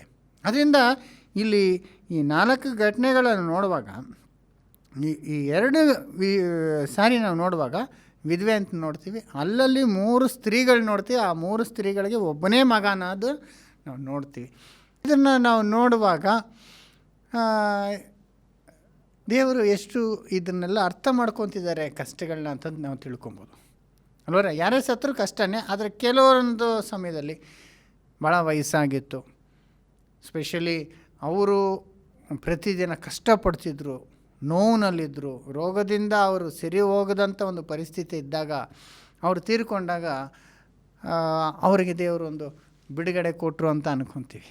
ಅವ್ರು ಸತ್ತಂಥವ್ರು ಕೂಡ ನಾನು ಸತ್ತರೆ ಸಾಕು ಅಂತ ಅನ್ಕೊತಿರ್ತಾರೆ. ಅದು ಅವ್ರ ನೋಡ್ಕೊಳ್ಳೋಂಥವ್ರು ಕೂಡ ಅವರು ಕೂಡ ನೋಡೋಕ್ಕಾಗಲ್ಲ, ನರಳುತ್ತಿರೋದು ಅಂಥವ್ರು ತೀರ್ಕೊಂಡಾಗ ಇಷ್ಟು ವರ್ಷ ಬದುಕಿದ್ರು, ಇವಾಗ ಅವ್ರಿಗೆ ಅಂತ್ಯ ಆಯಿತು ಅಂತ ಒಂದು ಸಮಾಧಾನವಾಗಿ ಅವ್ರನ್ನ ಸಮಾಧಿ ಮಾಡ್ತಾರೆ. ಆದರೆ ಈಗ ಚಿಕ್ಕ ಮಕ್ಕಳಾಗಲಿ, ನಮ್ಮ ಮುಂದೆ ನಮಗಿನ ಚಿಕ್ಕವರು ಮಕ್ಕಳು, ಅದು ಒಬ್ಬನೇ ಮಗ ಒಬ್ಬನೇ ಮಕ್ಕಳಿರೋಂಥವ್ರು ಸಾಯುವಾಗ ಭಾಳ ಕಷ್ಟವಾಗಿರ್ತದೆ. ಅಂದರೆ ಇದನ್ನು ಜಾಸ್ತಿ ಇರ್ತದೆ ಅಂತೀನಿ, ಎಲ್ಲರಿಗೂ ಒಂದೇ ಇರ್ತದೆ, ಆದರೆ ಕೆಲವ್ರಿಗೆ ಜಾಸ್ತಿ ಇರ್ತದೆ. ಇಲ್ಲಾನ ರೇರ್ ಕೇಸಲ್ಲಿ ಕೆಲವರು ಎಷ್ಟು ಹಿಂಸೆ ಕೊಡ್ತಿರ್ತಾರೆ ಬೇರೆಯವ್ರಿಗೆ ಅಂದರೆ, ದುಷ್ಟರಾಗಿರ್ತಾರೆ ಅಂದರೆ, ಅಂಥವರ ಒಂದು ವಿಷಯದಲ್ಲಿ ಮಾತ್ರ ಸತ್ತ ಅಂದರೆ ಒಳ್ಳೇದಪ್ಪ ಅಂತ ಅಂದ್ಕೊಳ್ಳೋರು ಇದ್ದಾರೆ. ಯಾಕಂದರೆ ಅವರು ಎಲ್ಲರನ್ನೂ ಹಿಂಸೆ ಮಾಡ್ತಿರ್ತಾರೆ. ಇಲ್ಲಾಂದರೆ ಮೋಸ್ಟ್ ಆಫ್ ದಮ್ ಯಾರು ಸತ್ರೂ ಎಂಥವನು ಸ್ವಲ್ಪ ಕೆಟ್ಟವನಾಗಿದ್ರೂ ಅವನಿಗೆ ಸಾಯಬೇಕು ಅಂತ ಯಾರು ಬಯಸೋದಿಲ್ಲ. ಅವ್ನು ತಿರ್ಗಾ ಬದುಕಿ ಇನ್ನೂ ಒಳ್ಳೆಯವನೇ ಆಗ್ತಾನೇನೋ ಅನ್ನೋ ಒಂದು ಆಸೆನೇ ಎಲ್ಲರೂ ಇಟ್ಕೊಂಡಿರ್ತಾರೆ. ಆದರೆ ಏನಿವೆ ಈ ಒಂದು ವಿಷಯಗಳಲ್ಲಿ ದೇವರ ಒಂದು ಕನಿಕರ ಅದು ಕೊಟ್ಟಂಥದ್ದು ಯಾರಿಗಾಗಿ ಸಿಕ್ತು ಅಂತ ಕೂಡ ಯೇಸುಸ್ವಾಮಿ ಕೂಡ ಹೇಳ್ತಾರೆ. ಇಸ್ರಾಯೇಲ್ನಲ್ಲಿ ಎಷ್ಟೋ ಜನ ಇದ್ರೂ ಎಲ್ಲರಿಗೂ ಆ ಒಂದು ಬರ ಕಾಲ ಬಂದಾಗ ಸ್ವಾಮಿ ಪ್ರವಾದಿನ ಆ ಒಂದು ಜರಾಫತ್ತಲ್ಲಿದ್ದಂಥ ಊರಿಗೆ ಕಳಿಸಿದ್ರು ಪರ್ಟಿಕ್ಯುಲರಾಗಿ ಅಂತ ಸ್ವಾಮಿ ಹೇಳ್ತಾರೆ ನೋಡಿ. ಅದರಿಂದ ಯಾರನಿಗೆ ಏನು ಮಾಡಬೇಕನ್ನೋದು ದೇವರು ಪರ್ಟಿಕ್ಯುಲರಾಗಿ ಮಾಡ್ತಾರೆ. ಈ ಒಂದು ಮಾಡಿರೋಂಥ ಈ ವಿಷಯಗಳಲ್ಲಿ ಕೂಡ ನಾವು ನೋಡುವಾಗ ಆತನ ಒಂದು ಚಾಯ್ಸ್ ನೋಡ್ಬೋದು. ಇರೋರಲ್ಲಿ ಭಾಳ ಕಷ್ಟದಲ್ಲಿ ದರಿದ್ರದಲ್ಲಿ ಇರೋವಂಥವ್ರಿಗೆ ಈ ಒಂದು ಕಾರ್ಯನ ಮಾಡಿರೋದನ್ನ ನಾವು ನೋಡ್ಬೋದು. ಆಮೇಲೆ ನಮ್ಮ ಸ್ವಾಮಿಯ ಜೀವಿತದಲ್ಲಿ ಇನ್ನೊಬ್ಬರನ್ನ ಎಬ್ಬಿಸೋದು ಕೂಡ ನೋಡ್ತೀವಿ. ಅಲ್ಲಿ ಒಂದು ಹುಡುಗಿನ ಎಬ್ಬಿಸ್ತಾರೆ. ಅದನ್ನು ನಾವು ಲೂಕ 8ನೇ ಅಧ್ಯಾಯ 49ರಿಂದ 56ವರೆಗೂ ಓದ್ಕೊಂಬರೋಣ. ಲೂಕ್ 8ನೇ ಅಧ್ಯಾಯ 49ರಿಂದ 56.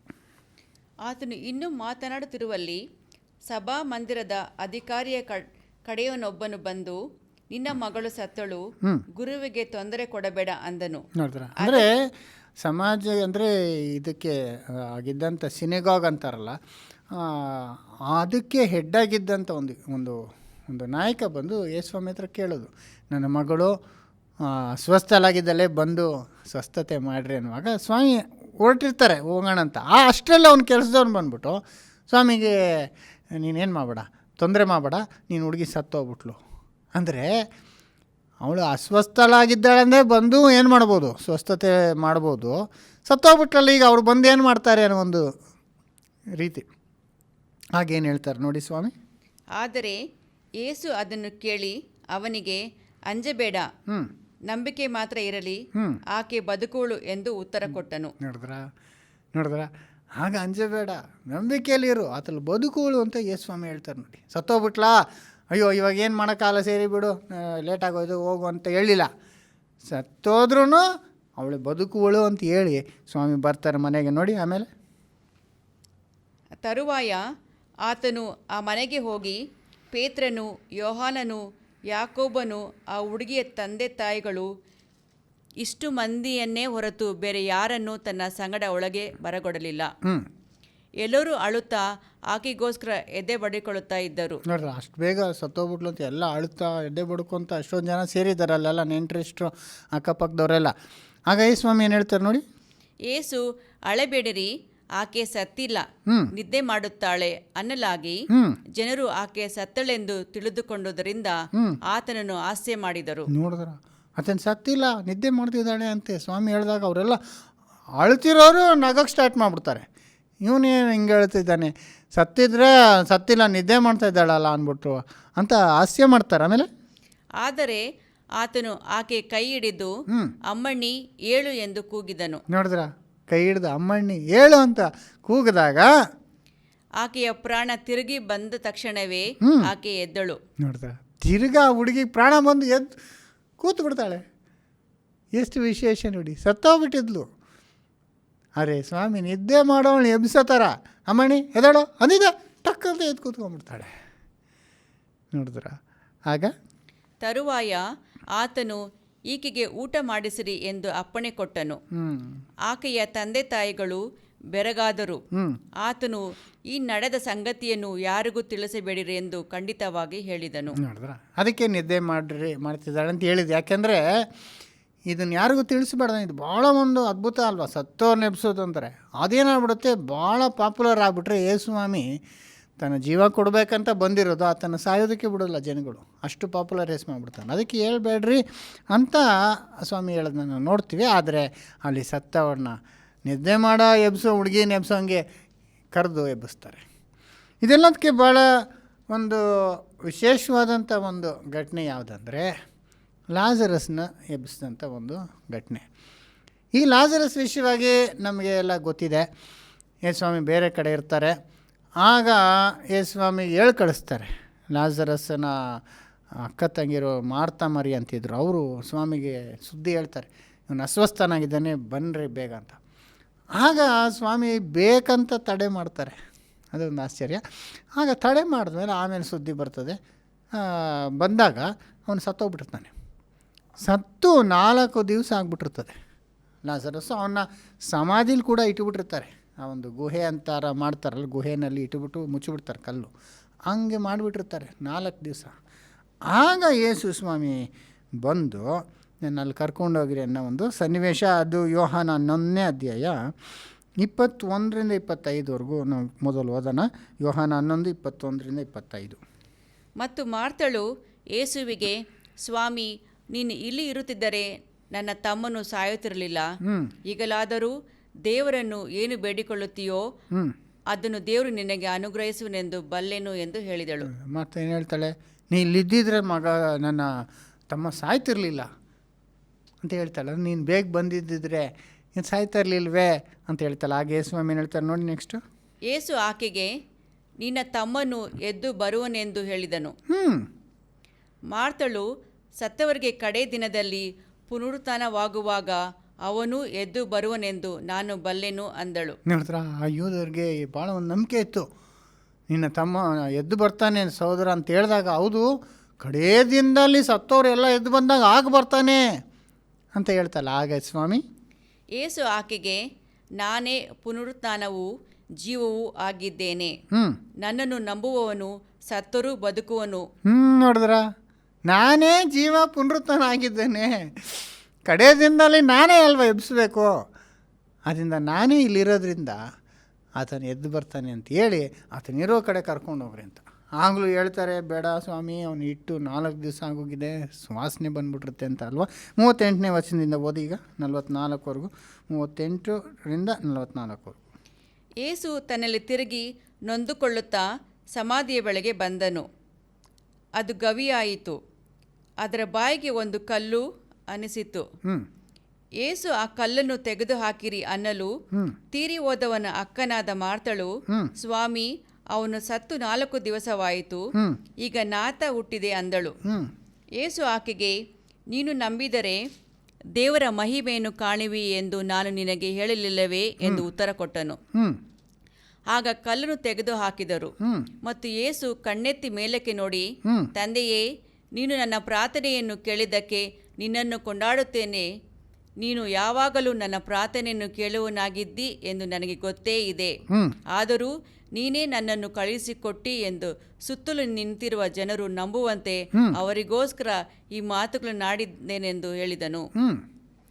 ಅದನ್ನು ಕೇಳಿದ ಮೇಲೆ ದೊಡ್ಡ ಶಬ್ದದಿಂದ, ಲಾಜರನೇ, ಹೊರಗೆ ಬಾ ಎಂದು ಕೂಗಿದನು. ಹ್ಞೂ ಸತ್ತಿದ್ದವನು ಹೊರಗೆ ಬಂದನು. ಹ್ಞೂ ಅವನ ಕೈ ಕಾಲುಗಳು ಬಟ್ಟೆಗಳಿಂದ ಕಟ್ಟಿದವು. ಹ್ಞೂ ಅವನ ಮುಖವು ಕೈ ಪಾವಡದಿಂದ ಸುತ್ತಿತ್ತು. ಹ್ಞೂ ಯೇಸು ಅವರಿಗೆ, ಅವನನ್ನು ಬಿಚ್ಚಿರಿ, ಹೋಗಿರಿ ಎಂದು ಹೇಳಿದನು.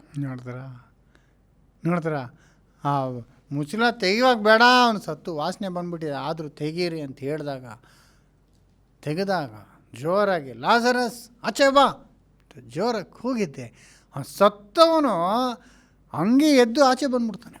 ಅದು ಆ ಯೂದರು ಏನು ಮಾಡ್ತಾರೆ, ಕೈ ಕಾಲೆಲ್ಲ ಸುತ್ತಬಿಟ್ಟಿರ್ತಾರೆ, ಸಾಂಬ್ರಾಣಿ ಅದು ಇದು ಹಾಕಿ ಎಲ್ಲ ಮುಖ ಕೈ ಕಾಲು ಹಂಗೆ ತಡ ಮಾಡ್ಕೊಂಡು ಆಚೆ ಓಡಿ ಬಂದ್ಬಿಡ್ತಾನೆ. ಆಗ ಸ್ವಾಮಿ ಅದನ್ನೆಲ್ಲ ಬಿಚ್ಚಿ ಅವನ್ನ ಬಿಡುಗಡೆ ಮಾಡಿ ಅಂತ ಹೇಳ್ತಾರೆ. ಈ ಒಂದು ವಿಷಯ ನಮ್ಮೆಲ್ಲರಿಗೂ ಗೊತ್ತಿರೋಂಥ ವಿಷಯ. ಸೊ ಇದು ಯೇಸು ಸ್ವಾಮಿ ಮಾಡಿದಂಥ ಮೂರನೆಯ ಅದ್ಭುತ, ಸತ್ತವರನ್ನ ಎಬ್ಬಿಸಿರೋಂಥ ಒಂದು ಮೂರನೇ ವಿಷಯ ಅಂತ ನಾವು ಹೇಳ್ಬೋದು. ಇದಾದ ನಂತರ ಸೋದರ ಸೋದರಿ ಯೇಸುಸ್ವಾಮಿನ ಶಿಲುಬೆಗೆ ಹಾಕ್ತಾರೆ ಅಲ್ವರ. ಯೇಸುಸ್ವಾಮಿ ಈ ಒಂದು ವಿಷಯದಿಂದ ಭಾಳ ಪಾಪ್ಯುಲರ್ ಆಗಿಬಿಟ್ರು. ಆತನು ಒಂದು ರಾಜನಾಗಿ ಥರ ಅಷ್ಟು ಪಾಪ್ಯುಲರ್ ಆದರೆ ರೋಮರು ಬಂದು ನಮಗೆ ವಿರುದ್ಧವಾಗಿ ಬಂದುಬಿಡ್ತಾರೆ. ಆದ್ದರಿಂದ ಎಲ್ಲ ರೀತಿಯಕ್ಕಾಗಿ ಈತನ್ನು ನಾವು ಶಿಲುಬೆಗೆ ಜಡಿದು ಬಿಟ್ರೇ ನಮಗೆ ಸೇಫ್ಟಿ ಅಂತ ಎಲ್ಲ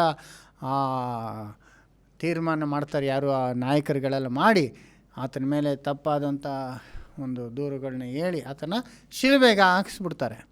ಅದನ್ನು ಶಿಲುಬೆಯಲ್ಲಿ ಆತನ ಮುಗೀತು ಅಂತ ಹಾಕಿ ತಲೆ ಕೆಳಗೆ ಹಾಕಿ ಪ್ರಾಣ ಬಿಟ್ಟಾಗ ಅಲ್ಲಿ ಏನಾಯಿತು ಅನ್ನೋ ಒಂದು ಸಂಘಟನೆ ನಾವು ನೋಡ್ಬೋದು. ಅದನ್ನು ಮತ್ತೆ 27ನೇ ಅಧ್ಯಾಯ 50ರಿಂದ 54ವರೆಗೂ ಓದೋಣ. ಮತ್ತೆಯು 27:50ರಿಂದ 54. ಯೇಸು ತಿರುಗಿ ಮಹಾಧ್ವನಿಯಿಂದ ಕೂಗಿ ಪ್ರಾಣ ಬಿಟ್ಟನು. ಆಗ ಇಗೋ, ದೇವಾಲಯದ ತೆರೆಯು ಮೇಲಿಂದ ಕೆಳಗಿನವರೆಗೂ ಹರಿದು 2 ಭಾಗವಾಯಿತು. ಭೂಮಿಯು ಅದರಿತು, ಬಂಡೆಗಳು ಸೀಳಿ ಹೋದವು, ಸಮಾಧಿಗಳು ತೆರೆದವು, ನಿದ್ದೆ ಹೋಗಿದ್ದ ಅನೇಕ ಭಕ್ತರ ದೇಹಗಳು ಎದ್ದವು.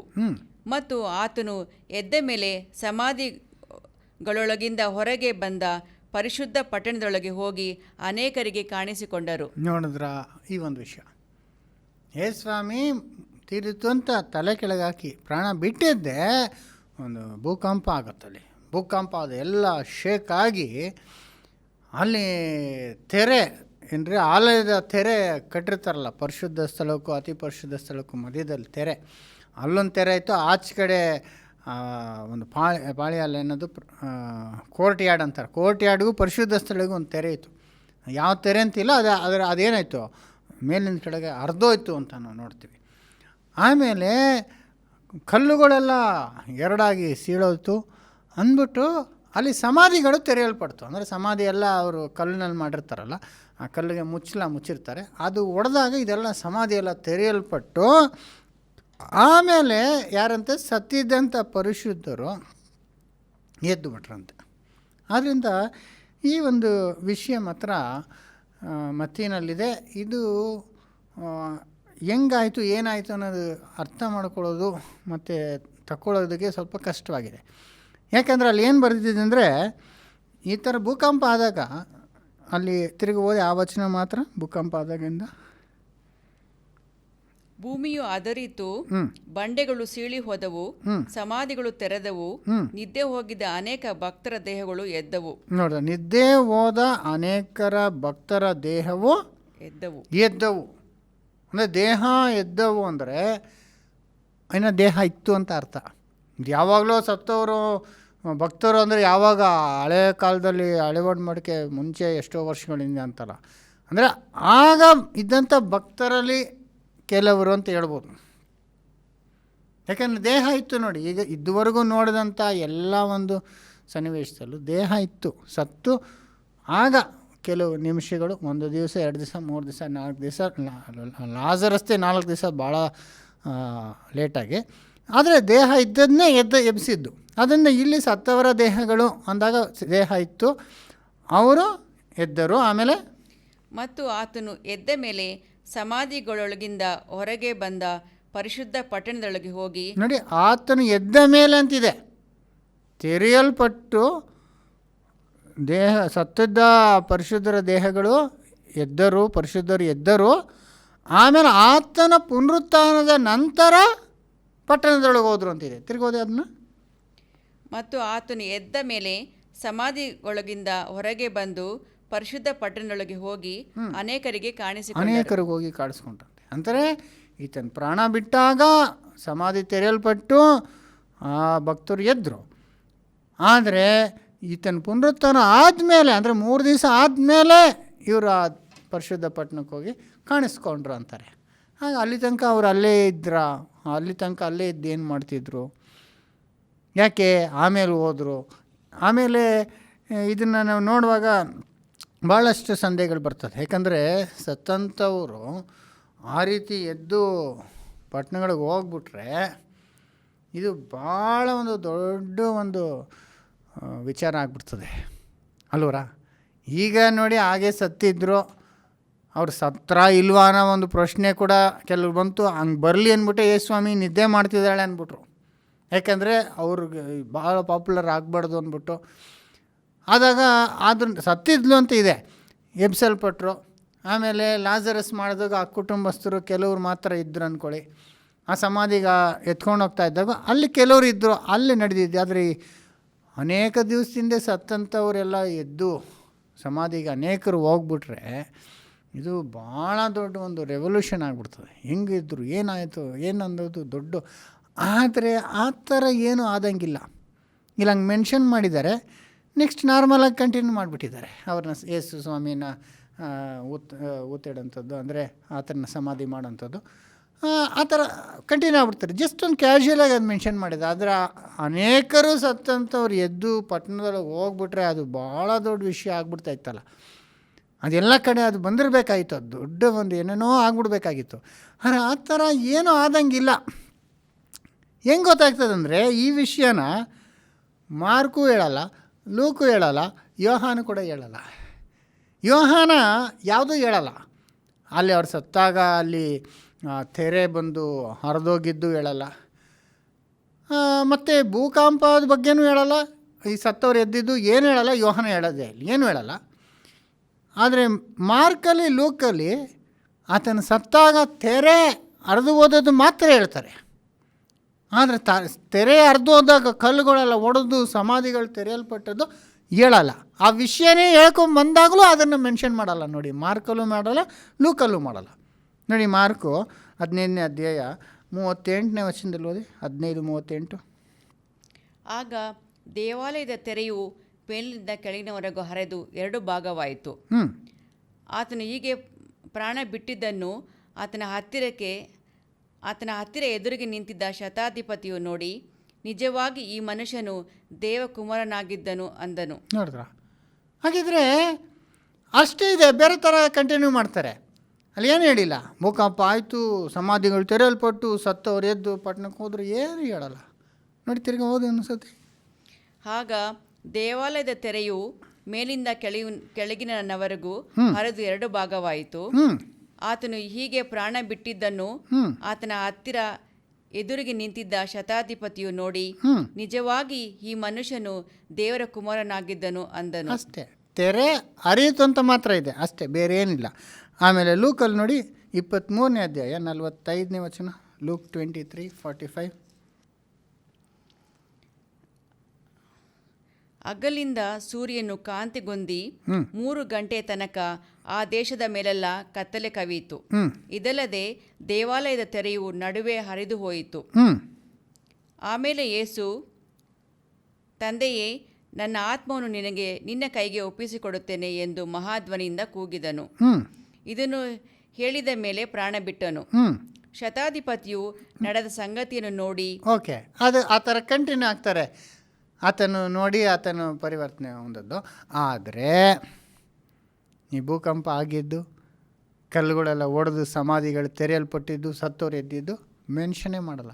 ಆ ಪಾಯಿಂಟಿಗೆ ಬಂದಾಗ ಕೂಡ ನೋಡಿ, ತೆರೆ ಹರಿತು ಅಂತ ಹೇಳ್ತಾರೆ, ಮಾರ್ಕಲ್ಲೂ ಹೇಳ್ತಾರೆ, ಲೂಕ್ ಹೇಳ್ತಾರೆ, ಮತ್ತಿನಲ್ಲೂ ಅದನ್ನೇ ಹೇಳ್ತಾರೆ, ತೆರೆ ಹರಿತು ಅಂತ. ಆದರೆ ಮತ್ತಿನಲ್ಲಿ ಸ್ವಲ್ಪ ಎಕ್ಸ್ಟ್ರಾ ಇದೆ ಅಲ್ವರ. ಆಗ ಭೂಕಂಪ ಆಯಿತು ಅಂತಾರೆ, ಸಮಾಧಿಗಳು ತೆರೆಯಲ್ಪಟ್ಟು ಅಂತಾರೆ, ಸತ್ತವರು ಭಕ್ತರು ಎದ್ರು ಅಂತಾರೆ. ಆಮೇಲೆ ಯೇಸು ಸ್ವಾಮಿ ಪುನರುತ್ತಾದ್ಮೇಲೆ ಅವ್ರು ಪಟ್ಟಣಕ್ಕೆ ಹೋಗಿ ಅನೇಕರು ಕಾಣಿಸ್ಕೊಂಡ್ರು. ಈ ಯಾವ ವಿಷಯನೂ ಮಾರ್ಕ್ ಆಗಲಿ ಲೂಕ್ ಆಗಲಿ ಯೋಹಾನು ಹೇಳೋದಿಲ್ಲ. ಯಾಕಂದರೆ ಇದು ಭಾಳ ವಿಶೇಷವಾದಂಥ ಒಂದು ವಿಷಯ ಅಲ್ಲ. ಇದು ನಡೆದರೆ ಭಾಳ ಒಂದು ಕುತೂಹಲ ಆಗಿರಬೇಕು. ಆ ಎಂಟೈರ್ ಆ ಒಂದು ನಗರನೇ ಅಲ್ಲಾಡ್ಬಿಡ್ಬೇಕಾಗಿತ್ತು ಹಿಂಗಾಗಿದ್ದಿದ್ರೆ. ಯಾಕಂದರೆ ಇದು ಸಾಧಾರಣ ವಿಷಯ ಅಲ್ಲ. ನೋಡಿ, ಸತ್ತವರು ಎಲ್ಲೋ ಸಮಾಧಿಯಿಂದ ಎದ್ದು ಬಂದ್ಬಿಟ್ರು ಅಂದರೆ ಹೆಂಗಿರ್ಬೇಕ್ರಿ ವಿಷಯ. ಅದು ಅನೇಕರು ಅಂತಿದೆ. ಅನೇಕರು ಎದ್ದು ಬಂದರು ಅಂದರೆ ಏನಾಗಿರಬೇಕಾಗಿತ್ತು? ಎಲ್ಲರೂ ತಿರುಗಿಬಿಡ್ತಿದ್ರು ಯೇಸು ಕಡೆಗೆ. ಆವಾಗಲೇ ಹಂಗಾಗಲಿಲ್ವೇ? ಯೇಸು ಸ್ವಾಮಿ ಆಮೇಲೆ ಕೂಡ ಅವ್ರನ್ನ ನಂಬಲಿಲ್ಲ ಜನಗಳು. ಇಸ್ರಾಯೇಲ್ ಜನಗಳು ಎಲ್ಲೋ ಕೆಲವರು ಮಾತ್ರ ನಂಬಿದ್ರು, ಕಡೆಯವರೆಗೂ ನಂಬಲೇ ಇಲ್ಲ ಯೂದರು. ಶಿಷ್ಯರು ಹೋಗಿ ಅನೇಕ ಕಾರ್ಯಗಳು ಮಾಡಿದ್ರು ನಂಬಲಿಲ್ಲ. ಅನ್ಬೇಕಂದ್ರೆ ಇದು ಏನಪ್ಪ ಇದು ಒಂದು ವಿಷಯ ಇಲ್ಲಿ ಮತ್ತಿಲ್ಲಿ ಮಾತ್ರ ಇದೆಯಲ್ಲ ಅನ್ನುವಾಗಲೇ ನಮಗೆ ಸ್ವಲ್ಪ ಡೌಟ್ ಬರುತ್ತೆ. ಕೆಲವರು ಸ್ಕಾಲರ್ಗಳು ಏನು ಹೇಳಿದ್ದಾರೆ ಅಂದರೆ, ಈ ಒಂದು ಪ್ಯಾಸೇಜು ಇದು ಒರಿಜಿನಲಲ್ಲಿ ಇದೆಯಾ ಅನ್ನೋದೇ ಡೌಟು ಅನ್ನೋ ಥರ ಹೇಳಿದ್ದಾರೆ. ನಾನು ಓದ್ ಕ್ಲಾಸಲ್ಲಿ ಕೂಡ ನಿಮ್ಗೆ ಹೇಳಿದೆ, ಬೈಬಲ್ನಲ್ಲಿ ಯಾವುದು ಹಾಕ್ಬಾರ್ದು, ಯಾವುದು ತೆಗಿಬಾರ್ದು. ಆದರೆ ಬೈ ಚಾನ್ಸ್ ಕೆಲವು ಆ ಥರ ಬಂದುಬಿಟ್ಟಿದೆ. ಅದು ಕಾಪಿ ಮಾಡುವಾಗ ಬಂದಿರ್ಬೋದು, ಇಲ್ಲ ದುರುದ್ದೇಶದಿಂದ ಕೆಲವರು ಅದನ್ನು ಕೆಲವುಗಳ ಕಾರ್ಯಗಳನ್ನ ಹಾಕಿರ್ಬೋದು. ಸೊ ವ್ಯತ್ಯಾಸಗಳನ್ನ ನಾವು ಅಲ್ಲಲ್ಲಿ ನೋಡ್ತೀವಿ. ಸೊ ಆದ್ದರಿಂದ ಅದು ಒಂದು ಡೌಟ್ಫುಲ್ ವರ್ಸ್ ಅಂತ ನಾವು ಹೇಳ್ಬೋದು. ಮಾತ್ರ ಅಲ್ಲ, ಸಹೋದರ ಸಹೋದರಿ, ಮತ್ತಿನ ವಿಷಯದಲ್ಲಿ ನಾವು ಈಗಾಗಲೇ ಹೇಳಿರೋ ಪ್ರಕಾರ ಮತ್ತೆಯು ಯಾವುದೇ ವಿಷಯನೂ ಸ್ವಲ್ಪ ಜಾಸ್ತಿ ಮಾಡಿ ಹೇಳೋಂಥ ಒಂದು ರೀತಿಯಲ್ಲಿ ಬರೆದಿದ್ದಾರೆ. ಇದು ನಿಜ ಹೇಳ್ಬೇಕಂದ್ರೆ. ಯಾಕಂದರೆ ಮತ್ತೆಯು, ಮಾರ್ಕು, ಲೂಕು, ಜಾನ್ ಅಂತ, ಯೋಹಾನ್ ಅಂತ 4 ಸುವಾರ್ತೆಗಳು ನಮಗಿರುವಾಗ, 4 ಜನನೂ ಒಂದೇ ವಿಷಯ ಹೇಳುವಾಗ, ಅಲ್ಲಿ 3 ಜನ ಒಂದು ರೀತಿ ಹೇಳಿದಾಗ ಇವರು ಬೇರೆ ರೀತಿ ಹೇಳಿದಾಗ ಅವಾಗ ವ್ಯತ್ಯಾಸ ನಮ್ಗೆ ಕ್ಲೀನಾಗಿ ಗೊತ್ತಾಗ್ತದೆ ಅಲ್ವರ. ಅದನ್ನು ಅವರು ಡಬಲ್ ಮಾಡ್ತಾರೆ, ಸ್ವಲ್ಪ ಎಕ್ಸ್ಟ್ರಾ ಹೇಳೋ ಅಂಥ ಒಂದು ವಿಷಯ ಮತ್ತಿಯಲ್ಲಿ ನೋಡ್ತೀವಿ ಅಲ್ವರ. ಒಂದು ಊರಿಗೆ ಸ್ವಾಮಿ ಹೋದಾಗ ಅಲ್ಲಿ ದೆವ್ವಡ್ದವನು ಒಬ್ಬ ಓಡಿ ಬಂದ ಅಂತ ಎಲ್ಲ ಕಡೆ ಹೇಳ್ತಾರೆ ರೀ. ಆದರೆ ಮತ್ತಿವ್ನಲ್ಲಿ ಮಾತ್ರ ಇಬ್ಬರು ಓಡಿ ಬಂದರು ಅಂತಾರೆ. ಅಲ್ಲಿ ಒಬ್ಬನೇ ಓಡಿ ಬಂದಿದ್ದು, ಒಬ್ಬನೇ ಅಲ್ಲಿ ಕೂತ್ಕೊಂಡಿದ್ದು, ಒಬ್ಬನಿಂದನೇ ಆ ಒಂದು ದೆವ್ವಗಳನ್ನ ಓಡಿಸಿದ್ದು, ಇದೆಲ್ಲ ಕಥೆಗಳು ಎಲ್ಲ ಕಡೆ ಸೇಮೆ. ಆದರೆ ಇಬ್ಬರು ಅಂತ ಮತ್ತು ಹೇಳ್ತಾರೆ. ಇನ್ನೊಂದು ಕಡೆ ಊರಲ್ಲಿ ಹೋಗುವಾಗ ಒಬ್ಬನ ಕುರುಡನಿಗೆ ಕಣ್ಣು ಕೊಡ್ತಾರೆ ಸ್ವಾಮಿ. ಎಲ್ಲರೂ ಒಬ್ಬ ಕುರುಡ ಅಂತ ಇದ್ದರೆ ಇಲ್ಲಿ ಮತ್ತೆ ಇನ್ನೊಂದು ಇಬ್ಬರು ಕುರುಡರು ಅಂತಿದ್ದಾರೆ. ಅದೇ ರೀತಿ ಸ್ವಾಮಿ ಕತ್ತೆ ಮೇಲೆ ಪ್ರಯಾಣ ಮಾಡಿಕೊಂಡು ನಗರಕ್ಕೆ ಬಂದರು ಅಂತ ಕ್ಲೀನಾಗಿ ಎಲ್ಲ ಕಡೆ ಲೂಕಲ್ಲಿ, ಮಾರ್ಕಲ್ಲಿ ಎಲ್ಲ ಯೋಹಾನ ನೋಡುವಾಗ, ಮತ್ತಿಲ್ಲಿ ಮಾತ್ರ ಕತ್ತೆ ಮರಿ ಅಂತ 2 ಮೆನ್ಷನ್ ಮಾಡಿದೆ. 2 ಪಶುಗಳಿತ್ತು ಅಂತ ಅಲ್ಲಿ ಮೆನ್ಷನ್ ಮಾಡಿದ್ದಾರೆ. ಅದರಿಂದ ಇದೆಲ್ಲ ನಾವು ನೋಡುವಾಗ ಮತ್ತಿನಲ್ಲಿ ಕೆಲವು ವಿಷಯಗಳು ಸ್ವಲ್ಪ ಸೇರಿಸಿ ಬರೆದಿದ್ದಾರೆ ಅಂತ ನಾವು ನೋಡ್ಕೊಬೋದು. ಯಾಕಂದರೆ ಇದು ವ್ಯತ್ಯಾಸವಾಗಿದೆ. ಇದು ಪರ್ಟಿಕ್ಯುಲರಾಗಿ ಅದು ದೊಡ್ಡ ವಿಷಯ, ಅದು ಸಾಧಾರಣ ವಿಷಯ ಅಲ್ಲ. ಸತ್ತೋರಂತ ಎದ್ದು ಬಂದು ಹೋಗಿ ಭಕ್ತರೆಲ್ಲ ನಗರಕ್ಕೆ ಹೋದರು ಅಂದರೆ ಅದು ಭಾಳ ದೊಡ್ಡ ವಿಶೇಷ ವಿಷಯ. ಅದನ್ನು ಅವಾಯ್ಡ್ ಮಾಡಿದ್ದಾರೆ, ಮೆನ್ಷನ್ನೇ ಮಾಡಿಲ್ಲ ಅಂದರೆ ಅಲ್ಲಿ ಆಗ ಎಲ್ಲೋ ಒಂದು ಮಧ್ಯದಲ್ಲಿ ಪುಸ್ತಕದಲ್ಲಿ ಇದು ಸೇರಿಸಲ್ಪಟ್ಟಿರೋಂಥ ವಚನ ಇರ್ಬೋದು ಅಂತ ನಮಗೆ ಕ್ಲಿಯರಾಗಿ ಗೊತ್ತಾಗ್ತದೆ. ಏನಿವೆ ಸಹೋದರ ಸಹೋದರಿ, ಇಷ್ಟು ವಿಷಯಗಳನ್ನ ನಾವು ನೋಡಿದ್ವಿ. ಯೇಸು ಸ್ವಾಮಿಯ ಪುನರುತ್ಥಾನ ಆಗ್ತದೆ. ಇದು ಬಂದು ನಾವು ನೋಡಬೇಕಾದಂಥ 8ನೇ ವಿಷಯ. ಇದ್ರ ಬಗ್ಗೆ ಸಾಕಷ್ಟು ಬೈಬಲ್ನಲ್ಲಿ ಅನೇಕ ಕಡೆ ಇದೆ, ನಮಗೆ ಗೊತ್ತಿರೋಂಥ ವಿಷಯನೇ. ಇದು ಬಂದು ನಾವು ಓದೋದು ಬೇಡ, ನಮ್ಮೆಲ್ಲರಿಗೂ ಗೊತ್ತಿರೋಂಥ ವಿಷಯ. ಮತ್ತು 28ನೇ ಅಧ್ಯಾಯ, ಮಾರ್ಕ್ 16ನೇ ಅಧ್ಯಾಯ, ಲೂಕ್ 24ನೇ ಅಧ್ಯಾಯ, ಯೋಹಾನ 20ನೇ ಅಧ್ಯಾಯ, ಎಲ್ಲ ಅಧ್ಯಾಯಗಳಲ್ಲೂ ಯೇಸು ಸ್ವಾಮಿ ಸತ್ತು ಶಿಲುಬೆಯಲ್ಲಿ ಆತನು ಉಣಲ್ಪಟ್ಟು, ಅಂದರೆ ಒಂದು ಕಲ್ಲಿನಿಂದ ಮಾಡಿದಂಥ ಸಮಾಧಿಯಲ್ಲಿ ಇಡಲ್ಪಟ್ಟರು, 3ನೇ ದಿನದಲ್ಲಿ ಆತನು ಎಬ್ಬಿಸಲ್ಪಟ್ಟರು. ಇದನ್ನು ನಾವು 2 ವಾರಗಳ ಹಿಂದೆ ಕೂಡ ನಾವು ಅದ್ರ ಬಗ್ಗೆ ದೀರ್ಘವಾಗಿ ನಾವು ಅದನ್ನು ಚರ್ಚೆ ಮಾಡಿದ್ದೀವಿ. ಅದ್ರ ಬಗ್ಗೆ ನಮ್ಮ ಯೂಟ್ಯೂಬ್ನಲ್ಲಿದೆ. ಯೇಸು ಸ್ವಾಮಿ ಸಮಾಧಿಯಲ್ಲಿ ಎಷ್ಟು ಕಾಲ ಇದ್ದರು ಅನ್ನೋ ಒಂದು ವಿಷಯ ಮಾತಾಡುವಾಗ ನಾವು ಅದ್ರ ಬಗ್ಗೆ ಅನೇಕ ವಚನಗಳನ್ನ ಕೊಟ್ಟು ಮಾತಾಡಿದ್ದೀವಿ. ಆದ್ದರಿಂದ ಸ್ವಾಮಿ 3ನೇ ದಿನ ಆತನು ಎದ್ದು ಬಂದು ಶಿಷ್ಯರಿಗೆಲ್ಲ ಕಾಣಿಸ್ಕೊಂಡ್ರು. ಆತನು 40 ದಿವಸಗಳ ಕಾಲ ಆತನು ಕಾಣಿಸ್ಕೊಂಡ್ರು. 500 ಜನಕ್ಕೆ ಮೇಲಾಗಿ ಅನೇಕರಿಗೆ ಒಂದು ಸರಿ ಕಾಣಿಸ್ಕೊಂಡ್ರು ಕೂಡ. ಎಲ್ಲರೂ ನೋಡುವಂತೆ ಅವ್ರು ಪರಲೋಕಕ್ಕೆ ಆರೋಹಣ ಆದರು. ಇದು ಒಂದು ಭಾಳ ವಿಶೇಷವಾದಂಥ ವಿಷಯ. ಇದು ಒಂದು ಪ್ರತ್ಯೇಕವಾಗಿ ನಾವು ಗಮನಿಸಬೇಕಾದಂಥ ಒಂದು ವಿಷಯ. ಮತ್ತು ನಾವು ಈ ಒಂದು ವಿಷಯಕ್ಕೆ ಬರೋಣ. ಅದಕ್ಕೆ ಮುಂಚಿತವಾಗಿ ಇನ್ನೂ ಇಬ್ಬರು ಕೂಡ ಸತ್ತವರನ್ನ ಎಬ್ಸಿರಲ್ಪಟ್ಟಂಥ 2 ಘಟನೆಗಳು ಕೂಡ ಇದೆ. ಅದು ಯಾವುದಂದರೆ, ಒಂದು ಪೇತ್ರನ ಜೀವನ ಕಾಲದಲ್ಲಿ, ಅಪೊಸ್ತಲನಾದಂಥ ಪೇತ್ರನ ಕಾಲದಲ್ಲಿ ಆತನ ಸೇವೆ ಮಾಡುವಾಗ ಆಗ ಒಂದು ಸಹೋದರಿ ತಬಿತಾ ಅಂತ ಸತ್ತೋಗಿರ್ತಾರೆ. ಅವ್ರ ಬಗ್ಗೆ ನೋಡಿ, ಅಪೊಸ್ತಲ ಕೃತ್ಯ 9ನೇ ಅಧ್ಯಾಯ 36ರಿಂದ 42ವರೆಗೂ ಓದೋಣ. ಅಪೊಸ್ತಲ ಕೃತ್ಯ 9ನೇ ಅಧ್ಯಾಯ 36. ಯೊಪ್ಪದಲ್ಲಿ ತಬಿತಾ ಎಂಬ ಒಬ್ಬ ಶಿಷ್ಯಳಿದ್ದಳು. ಆ ಹೆಸರಿಗೆ ಗ್ರೀಕ್ ಭಾಷೆಯಲ್ಲಿ ದೋರ್ಕ ಎಂದರ್ಥ. ಆಕೆಯು ಸತ್ಕ್ರಿಯೆಗಳನ್ನು ದಾನ ಧರ್ಮಗಳನ್ನು ಬಹಳವಾಗಿ ಮಾಡುತ್ತಿದ್ದಳು. ಆ ಕಾಲದಲ್ಲಿ ಆಕೆ ರೋಗದಲ್ಲಿ ಬಿದ್ದು ಸತ್ತಳು. ನೋಡಿದ್ರೆ ಆತನ ಕಾಯಿಲೆ ಬಂದು ಸತ್ತೋಗ್ಬಿಡ್ತಾಳೆ. ಮತ್ತು ಆಕೆಯ ಶವವನ್ನು ತೊಳೆದು ಮೇಲೆ ಅಂತಸ್ತಿನಲ್ಲಿಟ್ಟರು. ನೋಡಿದ್ರ ಎಲ್ಲ ವಾಶ್ ಮಾಡಿ, ಆ ಕಾಲದಲ್ಲಿ ಯೋಧರುಗಳು ಕೂಡ ಸತ್ತ ಮೇಲೆ ಲಾಸ್ಟಾಗೆಲ್ಲ ತೊಳೆದು ಏನು ಮಾಡ್ತಾರೆ, ಬಟ್ಟೆ ಹಾಕಿ ಆಮೇಲೆ ಸಮಾಧಿ ಮಾಡೋದು, ಹಂಗೆ ರೆಡಿ ಮಾಡಿಬಿಟ್ಟಿದ್ದಾರೆ ಎಲ್ಲ. ಆಮೇಲೆ ಯೊಪ್ಪಕ್ಕೆ ಲೂದುವು ಹತ್ತಿರವಾಗಿರಲಾಗಿ ಪೇತ್ರನು ಅಲ್ಲಿ ಇದ್ದಾನೆಂದು ಶಿಷ್ಯರು ಕೇಳಿ 2 ಮನುಷ್ಯರನ್ನು ಅವನ ಬಳಿಗೆ ಕಳುಹಿಸಿ ತಡ ಮಾಡದೆ ನಮ್ಮ ತನಕ ಬರಬೇಕೆಂದು ಬೇಡಿಕೊಂಡರು. ಇದು ನಡೆದಿದ್ದು ಯೊಪ್ಪಲ್ಲಿ.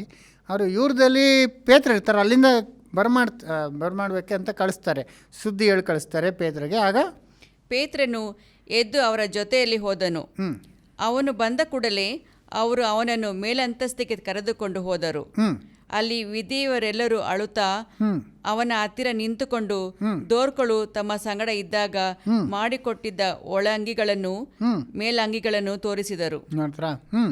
ಪೇತ್ರನು ಅವರೆಲ್ಲರನ್ನು ಹೊರಗೆ ಕಳುಹಿಸಿ, ಇದೊಂದು ಭಾಳ ಒಂದು ಎಮೋಷ್ನಲ್ ಒಂದು ಟೈಮ್ ಇದು. ಯಾಕಂದರೆ ಆ ದೋರ್ಕನವಳು ಭಾಳ ಒಳ್ಳೆಯವಳಾಗಿರ್ತಾಳೆ. ತಬಿತಾನು ಎಲ್ಲ ದಾನ ಧರ್ಮ ಮಾಡೋದು, ಎಲ್ಲರಿಗೂ ಬಟ್ಟೆ ಎಲ್ಲ ಹೊಲ್ ಕೊಡೋದು, ಭಾಳ ಒಳ್ಳೆಯವಳಾಗಿದ್ದರಿಂದ ಎಲ್ಲರಿಗೂ ಭಾಳ ಒಂದು ದುಃಖದಿಂದ ಅಳ್ತಿರುವಾಗ ಆಗ ಪೇತ್ರ ಏನು ಮಾಡ್ತಾನೆ, ಎಲ್ಲರನ್ನೂ ಮನೆ ಹೊರಗೆ ಕಳಿಸಿ ಮೊಣಕಾಲು ಊರಿ ಪ್ರಾರ್ಥನೆ ಮಾಡಿ ಶವದ ಕಡೆಗೆ ತಿರುಗಿಕೊಂಡು ತಬಿತಾ ಏಳು ಅಂದನು. ನೋಡಿದ್ರ ಈ ಥರ ಮೊಣಕಾಲು ಊರಿ ಪ್ರಾರ್ಥನೆ ಮಾಡ್ತಾರೆ ನೋಡಿ. ಎಲಿಯಾ ಒಂದು ರೀತಿ ಮಾಡಿದ್ರು, ಎಲೀಷ ಅದೇ ರೀತಿ ಮಾಡಿದ್ರು ಅಲ್ವರ. ಯೇಸುಸ್ವಾಮಿ ಬರೀ ಬಾಯಿನಲ್ಲಿ ಹೇಳಿ ಎಬ್ಬಿಸೋದು, ಇವರು ಇನ್ನೊಂದು ರೀತಿಯಲ್ಲಿ ಮೊಣಕಾಲು ಊರಿ ಪ್ರಾರ್ಥನೆ ಮಾಡಿ ತಬಿತಾ ಅಂತ ಇರ್ತಾಳ ಸತ್ತೋಯ್ದನ್ನ, ಅವಳಿಗೆ ಏನು ಹೇಳ್ತಾರೆ ನೋಡಿ, ತಿರ್ಗಾ ಓದಿಲಿ.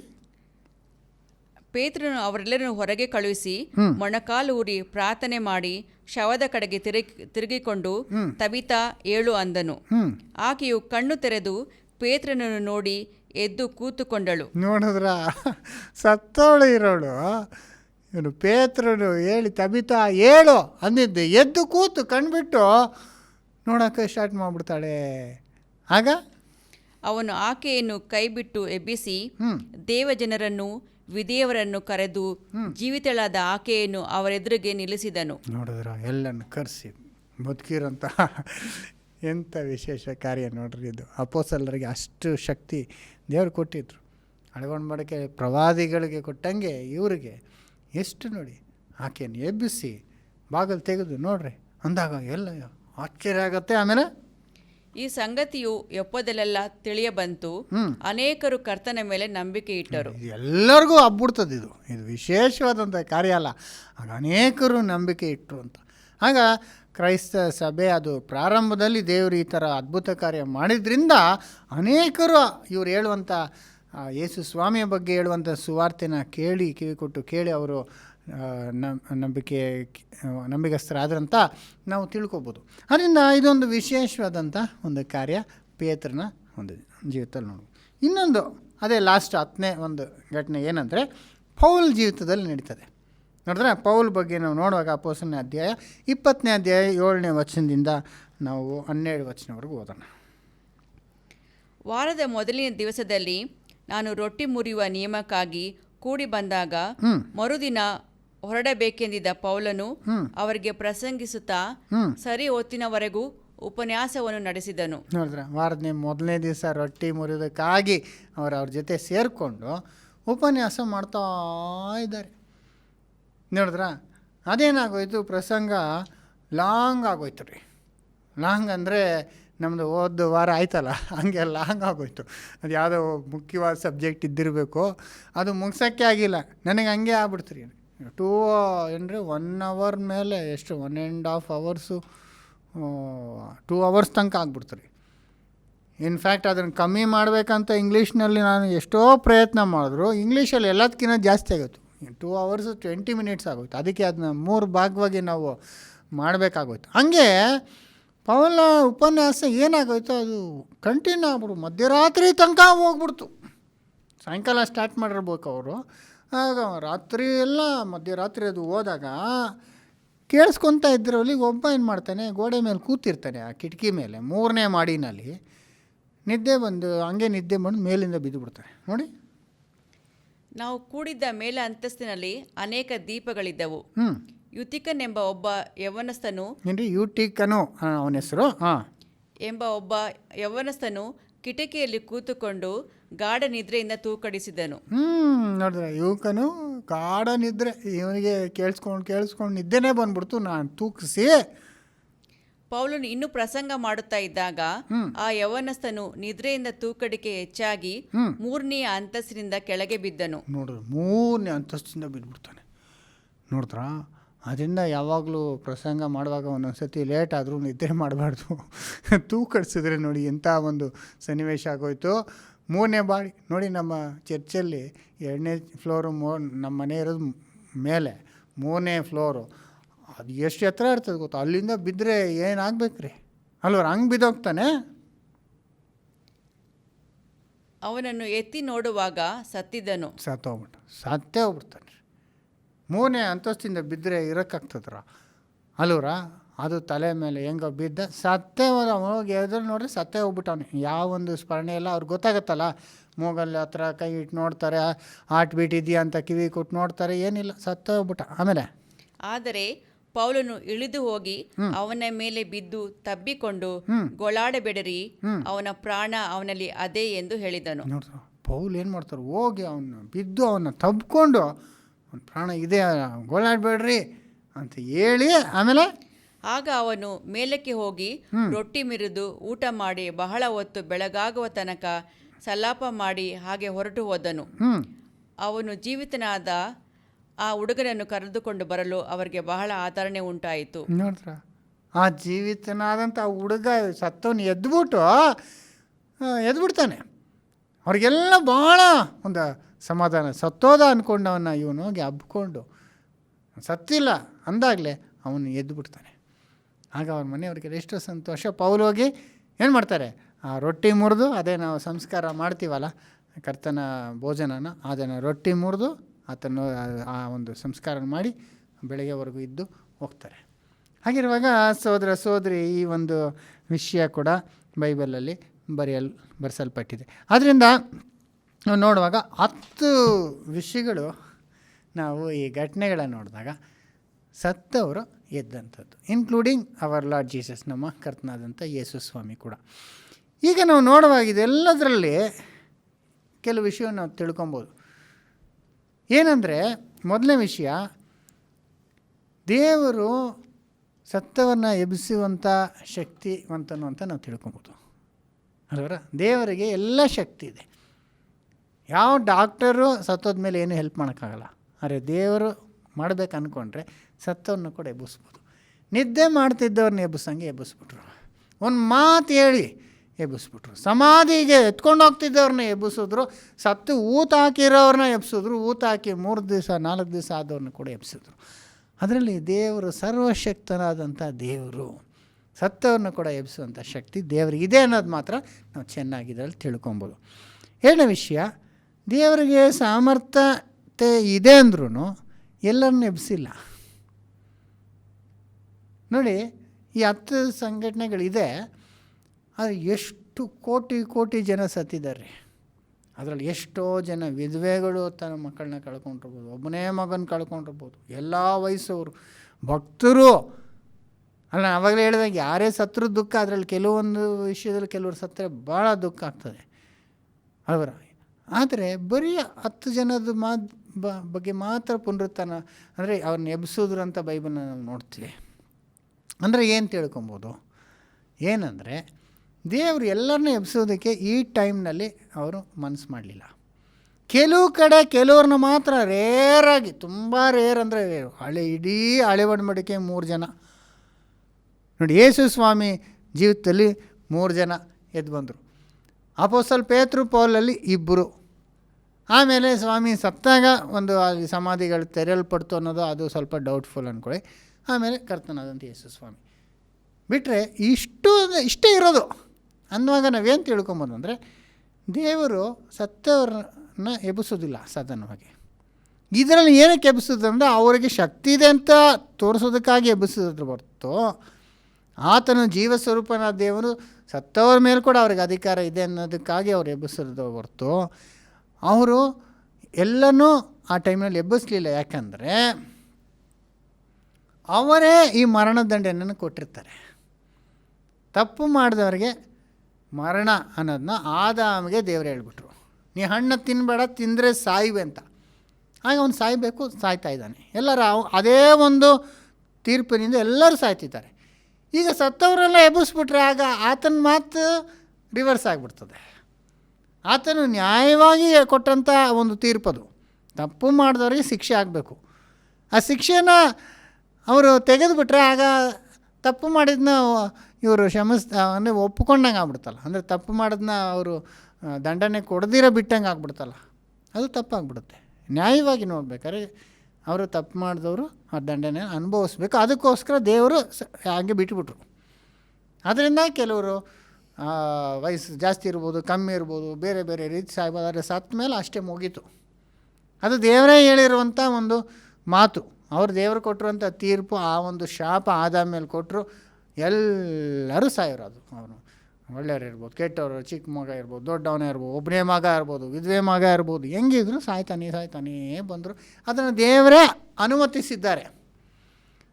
ಅದರಿಂದ ಮನುಷ್ಯರನ್ನ ಏನ್ರಿ ಕಾಪಾಡುವಂಥ ಒಂದು ಯೋಜನೆಯನ್ನು ದೇವರು ಇಟ್ಕೊಂಡಿದ್ದಾರೆ. ಅದ್ರ ಬಗ್ಗೆ ನಾವು ನೋಡೋಣ. ಆದರೆ ಈ ಒಂದು ಸಮಯದಲ್ಲಿ ದೇವರು ಎಬ್ಬಿಸೋದಿಲ್ಲ. ನಾವು ಎಷ್ಟೇ ಪ್ರಾರ್ಥನೆ ಮಾಡಿದ್ರು ಎಬ್ಬಿಸಲ್ಲ. ನಾವು ಪ್ರಾರ್ಥನೆ ಕೂಡ ಮಾಡಬಾರ್ದು ಅಂಥವ್ರಿಗೋಸ್ಕರ. ಯಾಕಂದರೆ ದೇವರು ಮರಣದಿಂದ ಒಬ್ಬನ್ನು ತಪ್ಪಿಸ್ಬೋದಾಗಿತ್ತು, ಆದರೆ ತಪ್ಪಿಸ್ಲಿಲ್ಲ ಅಂದಮೇಲೆ ಅದು ಆತನು ಸಾಯುವಂಥದ್ದು ದೇವರ ಚಿತ್ತವಾಗಿದೆ. ಸತ್ತ ಮೇಲೆ ದೇವರೇ ಎಬ್ಬಿಸು ಅಂದರೆ ಅದು ಹೆಂಗೆ ಆಗ್ತದೆ? ದೇವರು ಆತನು ಬದುಕಿರ್ಬೇಕಂಗಿದ್ರೆ ಸಾಯ್ದಿರಂಗೆ ಮಾಡಿರ್ತಿದ್ರಲ್ಲ. ಆದರೆ ಸಾಯುವಂತೆ ಬಿಟ್ಟುಬಿಟ್ರೆ ಅಷ್ಟೇ, ಅದು ದೇವ್ರ ಚಿತ್ತ ಅಂತ ನಾವೇನು ಮಾಡಬೇಕು? ಒಪ್ಕೊಬೇಕು ಹೊರ್ತು ದೇವರ ಎಬ್ಬಿಸು ಅಂತ ನಾವು ಕೇಳೋಕ್ಕಾಗಲ್ಲ.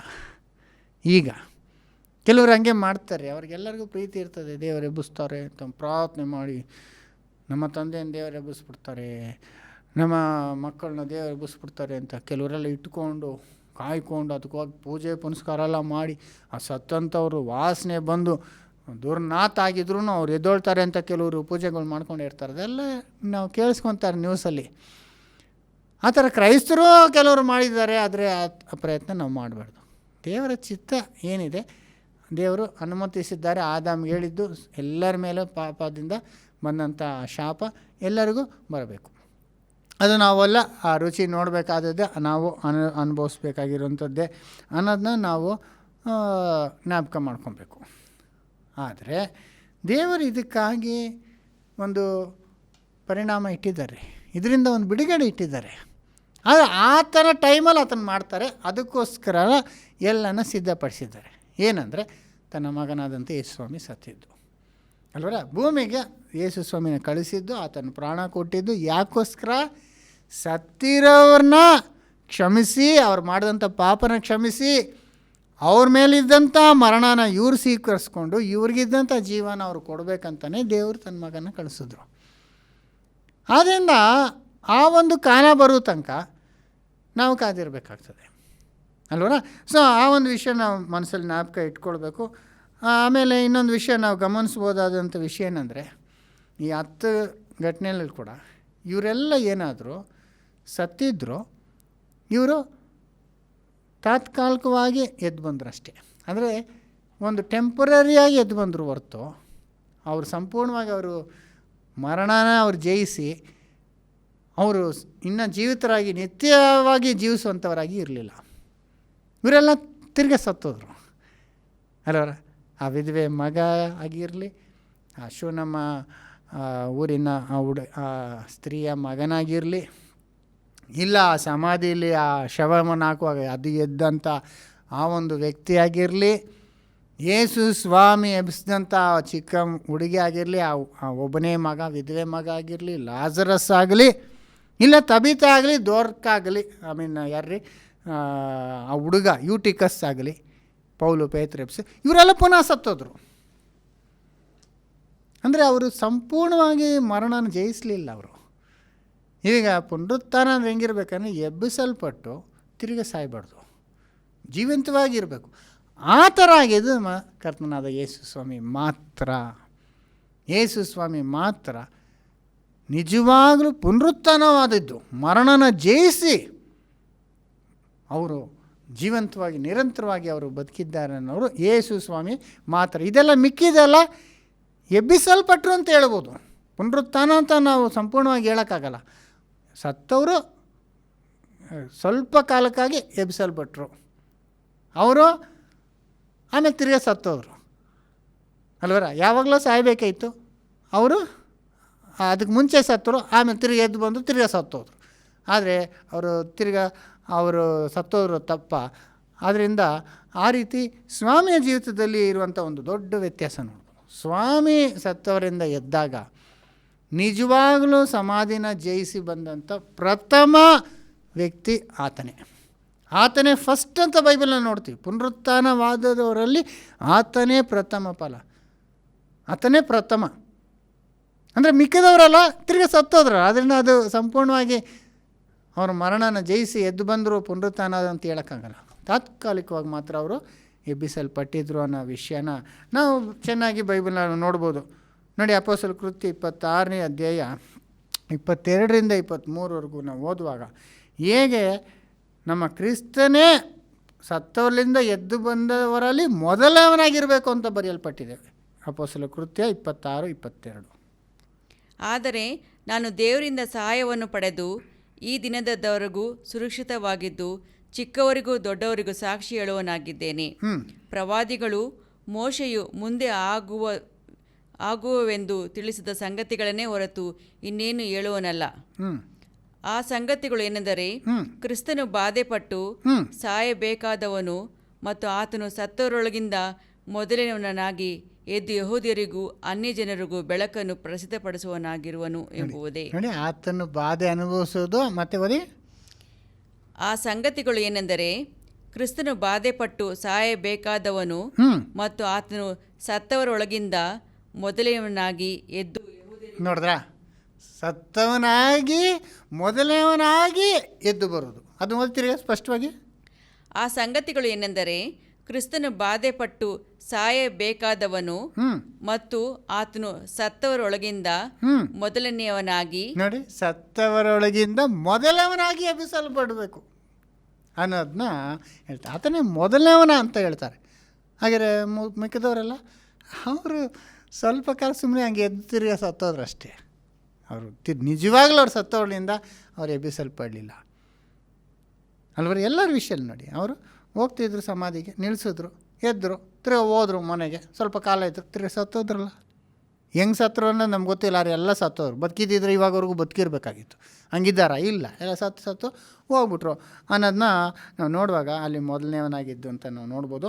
ಕೊಲೋಸಿಯ 1ನೇ ಅಧ್ಯಾಯ 18ನೇ ವಚನ.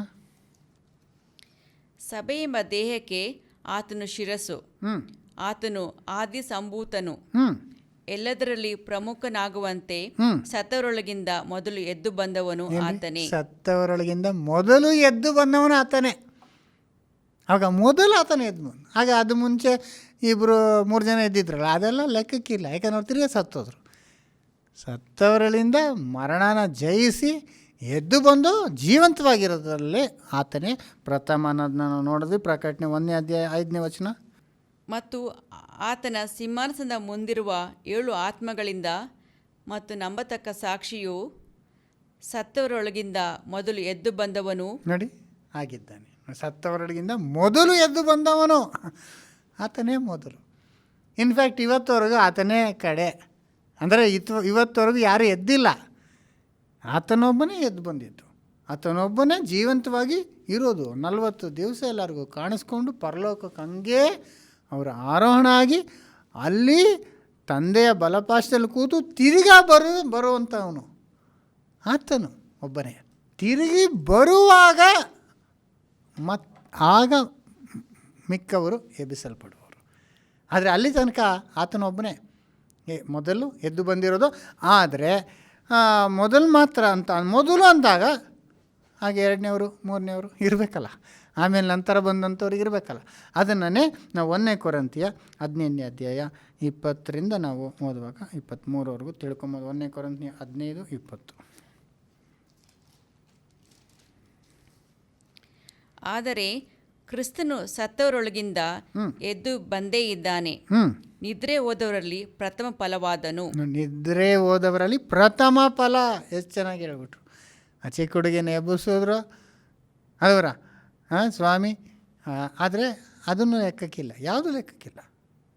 ಯಾಕಂದರೆ ಈತನೇ ಪ್ರಥಮವಾದನು, ಸತ್ತವರೊಳಗಿಂದ ನಿದ್ರೆಯಿಂದ ಎಬ್ಬಿಸಲ್ಪಟ್ಟವನು ಪ್ರಥಮನಾದನು. ಮನುಷ್ಯನ ಮೂಲಕ ಮರಣವು ಉಂಟಾದ ಕಾರಣ ಮನುಷ್ಯನ ಮೂಲಕ ಸತ್ತವರಿಗೆ ಪುನರುತ್ಥಾನ ಉಂಟಾಗುವುದು. ತಿರುಗಿ ಓದಿ. ಮನುಷ್ಯನ ಮೂಲಕ ಮರಣವು ಉಂಟಾದ ಕಾರಣ ಮನುಷ್ಯನ ಮೂಲಕ ಸತ್ತವರಿಗೆ ಪುನರುತ್ಥಾನ ಉಂಟಾಗುವುದು. ನೋಡಿದ್ರೆ ಮನುಷ್ಯನ ಮೂಲಕ ಅಂದರೆ ಆದಾಮ ತಪ್ಪು ಮಾಡಿದ ಮರಣ ಉಂಟಾಯಿತು.